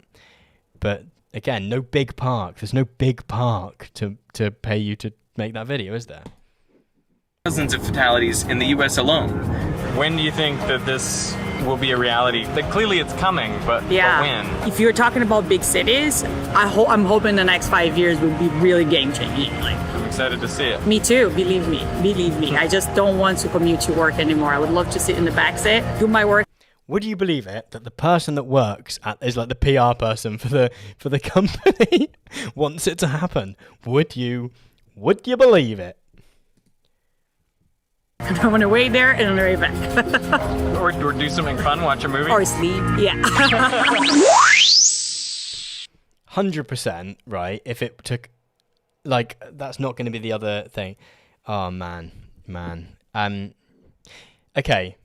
For bonus points. So like, it's nonsense as a video.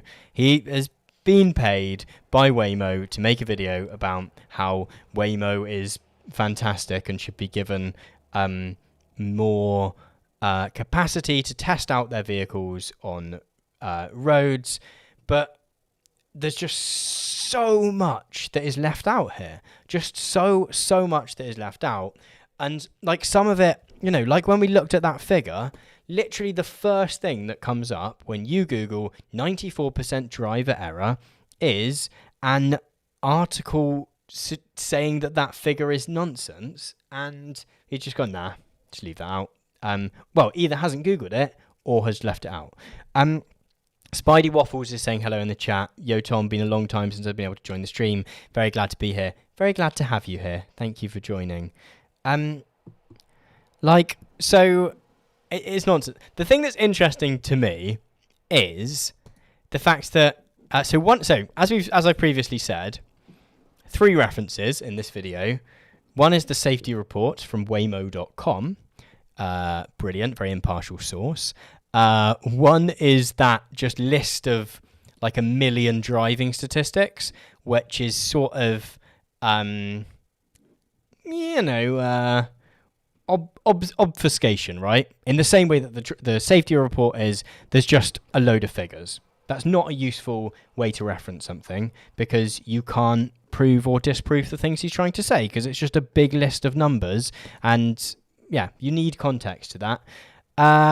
The third reference to this video is to a video called The Real Moral Dilemma of Self-Driving Cars, which is made... Oh, we're going to have an advert, aren't we? Which is made by him, and it's just an older video of his. Interestingly, like a third, so a third of his references are himself. Interestingly, as we'll see, we will watch through it. It makes exactly the same argument. Interestingly, it's sponsored by BMW. So I think this is really interesting in that, you can sort of piece together that what's probably happened is Waymo have seen this video and have approached him and gone, look, we'd like you to make something a bit more similar, sort of a bit similar to this, and we'll give you some money to make it, but sort of focusing on Waymo instead of BMW. He's realised that longer videos tend to perform better on YouTube these days than they did in 2017 when he made this, and he's just made the same video but longer. I mean, we'll watch it back, but it just makes the same argument. So essentially, they've very clearly gone, can you make this argument again? So the idea that there's really any research process that's outside of the scope of what Waymo have sort of asked for seems fairly implausible here. Push this button. It's driving itself. Yeah. It feels good. So this seems more like the sort of Tesla kind of thing, where you have to be sat there, and probably like the Teslas, you probably have to touch the wheel every so often. So BMW brought me to the Consumer Electronics Show here in Las Vegas. A bit more subtle this time. It's BMW brought me here rather than BMW paid for the video, unless you look in the description. I'm going to check out the...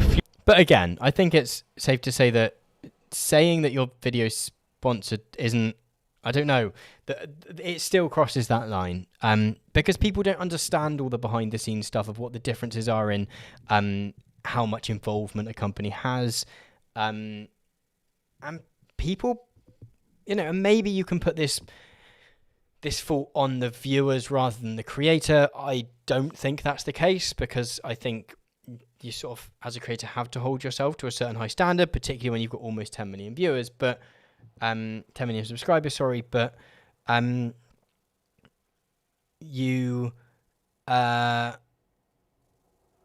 people that are really invested in this guy and trust him will blank out the fact he said BMW or Waymo have paid for it. They'll just go past it, and they will still trust that he is giving them good information, which, as we've seen, he just totally isn't. I think, you should hold yourself to that higher ethical standard and just not do this stuff. I think it's very, very clear. Blaster118 in the chat is saying, wait, in the new video, he said that was his first time in a driverless car. I suppose the difference probably is that this is a different, like, that this is clearly the slightly further on. This is the one where you have to touch the wheel. It's not one where you can sit in the back. I don't think. Future of driving. Just loads of shots of BMWs. Did I get it? Am I near? Try it right. Oh, I felt it. That really felt like pushing a button. In this concept car, there's a holographic menu screen. It works by projecting an image above this panel, and then it uses this camera here in the steering column to determine where your finger is. Oh, that looks bad though. Like, I don't know. There's something, like, there is a reason that, like, people like mechanical keyboards and stuff with buttons, particularly if you're like driving or something, because you like the feedback. And I know it probably does tactile feedback or something, but that looks like one of those things where it's probably not as good in practice as he sort of suggests it is. And when it detects your fingers in the right spot, it uses ultrasound from these speakers to provide haptic feedback. You can actually feel it in your fingers. It's like a little buzzing. But what I really want to try is not driving. I can actually talk to the camera. Are you sure that this is a good idea? So here's a question. How much should you trust an autonomous car? This car is now driving itself. It's highways? I need to be... So highways and motorways are very... Grace Furlow in the chat just saying, pushing a button. That really felt like pushing a button. You could just push a button, to be honest. Like, I don't know. Is that... If you're making a holographic thing and your sort of metric for success is, does it feel like pushing a button? As Tom's saying, just use a button, right? Just like you've made the thing you think is cool, but then you've had to make it basically the thing it was before, but you can just say it's holographic. It's worth saying that, like, highways are quite controlled, and motorways, very controlled environments.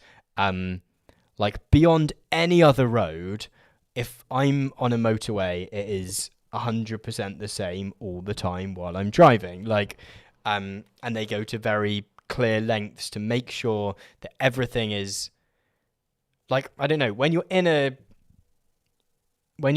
smaller town or city, quite often there's just weird bits of road. I often think about the fact that when you learn to drive, they teach you how everything's meant to work. However, when you actually start driving, you realise there's just loads of stuff that's actually weird and doesn't work how you've been told it's meant to. Like, suddenly the first exit of a roundabout is actually an entrance to a field, and that doesn't count as a exit 'cause it's not like a public road. Like, there's just like loads of strange stuff. Ketra saying again, tech bloke shit. Like, yeah, there is that element, and like that I think is kind of forgivable. Like that is just really into this stuff, so you go, oh, it's cool. I won't question anything else, but it's the whole like taking the money to. I'm not going to call it lying, but you know, be ready to take over at any time. I'm still legally responsible if something happens to the car, right? Yeah. But in the coming years, cars are going to take over more and more of the responsibility for driving safely. And that is like highways, there's a good argument that it could be quite cool in the context where you still have cars. But again, it's sort of a gimmick. Like, it's going to be many, many, many years until most people have this. Like, and it just doesn't solve... Just make trains more frequent. Then you don't have to drive on the motorway. Have, like, better train systems which go to better... Like, which are more connected. High-speed rail solves the problem that the whole highway motorway thing does. Again, Shahai and Nadeem in the chat is saying every time he makes an argument for self-driving cars, you can counter-argue with public transport. And, you know, it sort of sounds like you're making a different argument there, but you're not, because the whole foundation of why you need this stuff is nonsense. Ketra saying, I need to learn to drive, Tom, don't scare me. Don't worry, it's all right. It's not that bad. I just mean that there's like oddities that because you're a human, you go, oh, okay, that's sort of how that works there. And usually it's in places where there aren't loads of cars, but like in a way that cars aren't going to be able to deal with. So you end up with your self-driving car, but you can't leave the city because it can't, can it do can it cross over on the sort of ferry to go and visit my mum? Like, has it done ferries? Has it like a chain ferry, and then has it gone in on rural roads and where the hedges are a bit overgrown and like? Led a lot of people to consider the moral dilemmas faced when programming self-driving cars. The question is, what sort of ethical framework should we program into autonomous vehicles? So it needs to make a decision. Swerve. And these are important questions. I know he like shakes them off, but they are sort of important questions. He just always goes, oh, they're rare. They're rare. It doesn't happen. Like, but again, as we've said, like 1% once stuff is happening, once you have these, you know, if you have these vehicles everywhere, now, as he would like them, 1% becomes a lot of people. Left into an SUV or swerved right into a motorcycle. Okay, so we can imagine a lot of weird situations where an autonomous car has to make a tough choice. But the real moral dilemma is accidents are... Weird stuff still happens, though. Weird, particularly in the real world outside of the context of like a computer simulation. One of the reasons that it sort of does work on highways and motorways is that sort of less weird stuff happens. Like someone might be a bit of a knob and might undertake you, but you can sort of plan for that. But like you're on 2 or 3 lanes, maybe more if you're in the US where they have massive roads, all going in the same direction with a like there's just, it is quite a controlled environment. Anywhere else, the weird stuff that you're saying that you're going, oh, it's weird. Oh, no, don't need to think about that. It still happens. But, oh, man. Happening right now. More than 30,000 people are killed each year in the US alone, and more than 2 million are injured. And the problem is it 94%? 94% of collisions it's 94%. Is driver it's error. It's not a 4% driver error, isn't it? Even though, just Google it, mate. Just like, oh, man. Again, did you not Google it? Did you not Google it? Or, or did he Google it and ignore it? Because that's, I don't know which of those is worse, but neither is good, is it? In 2015, half of all traffic fatalities... Kieran saying in the chat, as Terry Pratchett once said, 1 in 1,000 happens more than you think. Yeah, because, like, we live in a world of lots of stuff, right? If there's lots of people, lots of cars, 1 in 100, 1 in 1,000. What's that song where it's like 1 in 100? I can't remember.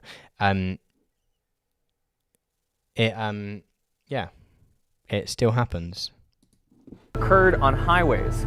So even this level of technology we've... Oh, sorry, the song that I just came into my head where it's like 1 in 100, 1 in 1,000, 1 in a million is a comedy song from a cancelled Channel 4 sketch show called Cowards about British daytime TV stars Richard and Judy, which will make a lot of sense to everyone in the UK and will make no sense to anyone elsewhere in the world.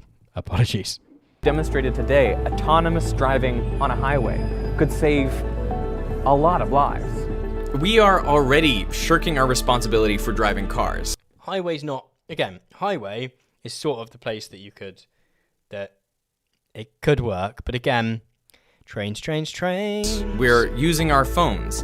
In 2014, distracted driving resulted in at least 3,000 killed and 430,000 injured. So if we're not driving, we better hope that the tech gets to a level where the cars can drive for us. In my view, this problem is only going to get worse. You know? Again, that's the same thing he does in the other video where he goes, I think people are getting worse at driving. And then just like walks off.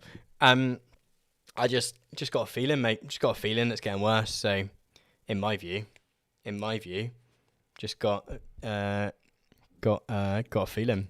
You know, when elevators became autonomous, a lot of people were uncomfortable with that. Again, they've essentially bought this video off the shelf, right? Because it already exists. He's just making the same argument. They were used to there being a driver in the elevator, so compromises had to be made, like big red stop buttons just to make people comfortable, and a nice soothing voice to say, which floor would you like to go to? Now, I bet those stop buttons are quite useful in some contexts, right? I bet that is I'm trying to find like pre-automation elevators. There's definitely there probably was some level of people just being nonsense, people just being overly cautious and not wanting to do it, not wanting to go into them. But I don't know, what did they look like prior to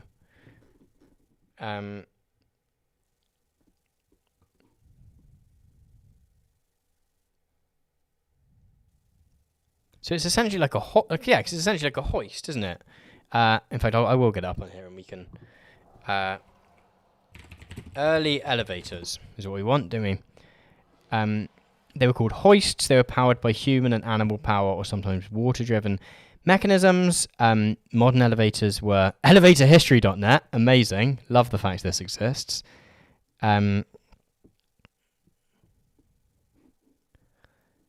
So it says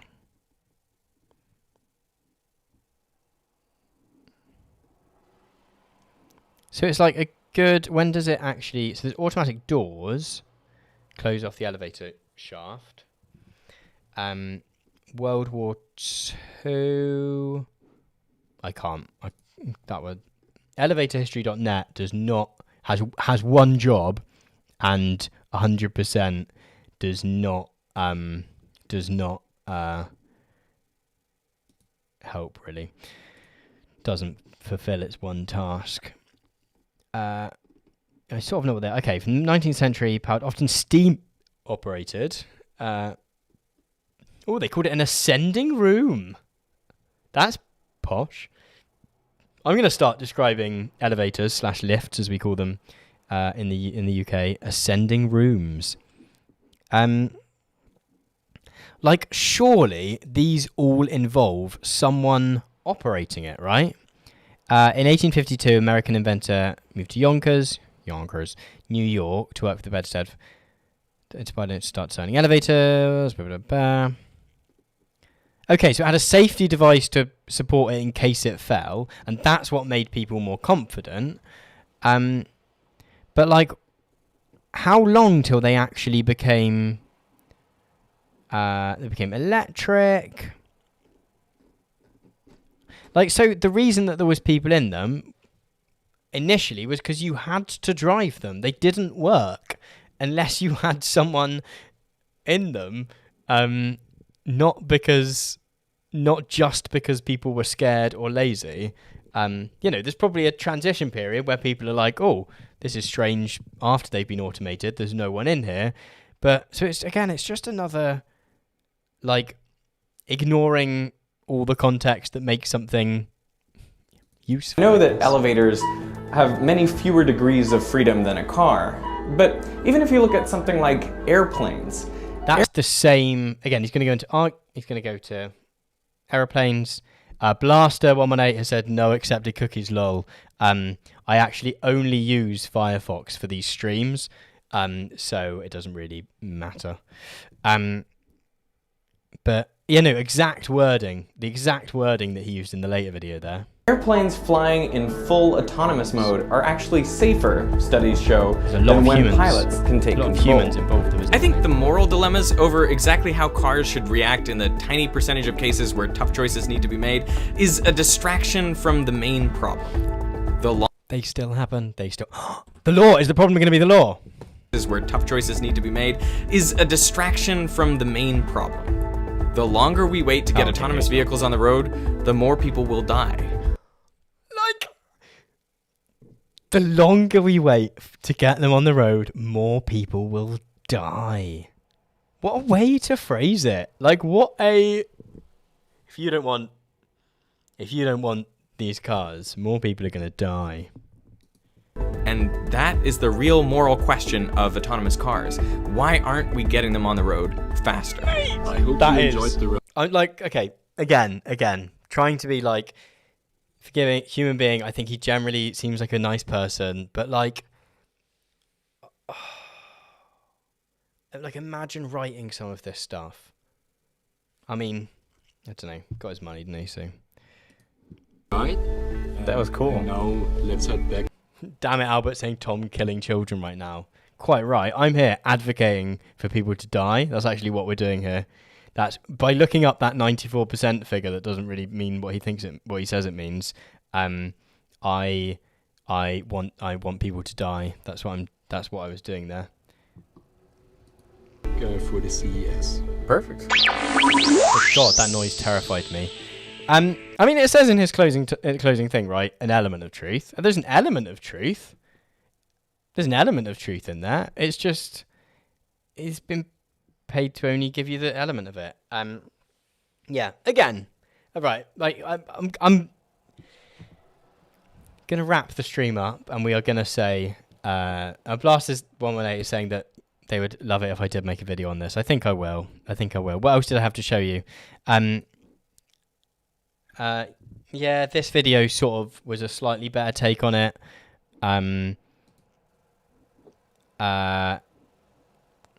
I can't find the other one. There's one by a guy called Snazzy Labs, who's like a tech YouTuber, and so is generally really positive about tech stuff, but who similarly, and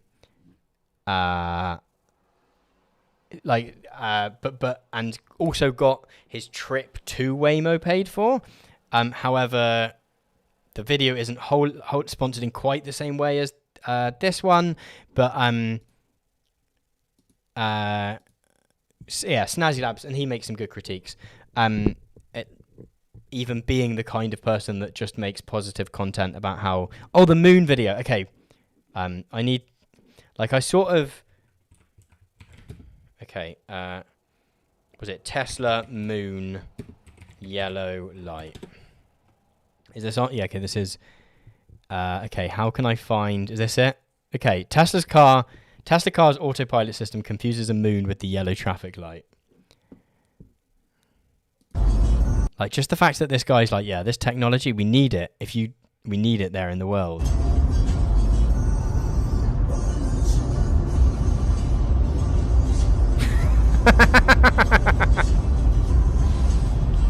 Like, yeah, cars are just sort of stupid, aren't they? Like computers without context are not as clever as you think they are going to be. Because they can't deal with weird stuff. They can't deal with a yellowish moon happening to be vaguely where it would usually expect a yellow light to be. Grace in the chat is saying, confuses a moon, are there multiple moons? Shouting in the void saying maybe you could do a broader video on the ethics of Science YouTube. Yeah. Oh, Grace saying want to hate on the royal family. Yeah, no, I was gonna show you. Maybe I'll do it. I might do it next week. But there is is it called The Prince? So there's basically a HBO show written by a guy who I think wrote for My Family, and it's all. If you live in the UK, it's just loads of jokes you've heard about the royal family a million times before, but it's really funny in that, and maybe other people know this, and I've just stumbled across it, but basically the guy that wrote it just had a Twitter account where he just does like loads of misogynistic posts about I don't know, whichever members of the royal family he doesn't like, which are all the classic ones, like Camilla Parker Bowles and like and Meghan Markle, who he doesn't like, not just because they are either old women or black women. It's for genuine reasons. And he sort of turned that into a TV program, and then everyone's like, mate, these posts are horrible. Like, these are genuinely quite mean. But yeah, he sort of parlayed his Instagram posts, in which he just posts like a picture of. We'll talk about it next time. It was just, again, it was one of those where the more I read about it, the weirder it sort of got. But yeah, this has been an awful lot of fun. That is obviously true, because if it hadn't been, I wouldn't have. Generally we do about, what do we do? 2 hours, sometimes 2.5, sometimes 3. We've done 3.5 hours. So thank you so much, everyone, for sticking around. Twitter and Instagram and Patreon are above my head. You can, if you want to support my work, you can do that. It sounds like people would be interested in a whole video about this, and I think I might piece together, because actually on digging into it with you all, it turned out there was more than I thought there was going to be, if that makes sense. More, I didn't realize it was going to, I don't know, it was sort of worse than I thought. Skeptile Shiv is saying, also feel like you've grown into your streamer personality more and more. Your streams become more enjoyable and less awkward. Thanks. Apologies if they were awkward towards the beginning. I'm an awkward kind of guy. But no, it has been a lot of fun. Thank you for all your maths and engineering and science help as well. Yeah, I've got a Q&A going up on the Patreon as well that I've recorded. I can't think of any book recommendations, I'm afraid, because I'm still reading the same book, so I'll just be recommending you that again. But yeah, I'm going to wrap it up. Thank you so much, everyone, for being fantastic in the chat. I hope you've enjoyed this. And again, I'll see you next week, 7 p.m. UK time, or whatever time that is where you live, or wherever you are in the world. Do come and join in. And yeah, have fantastic weekends, and I'll see you then.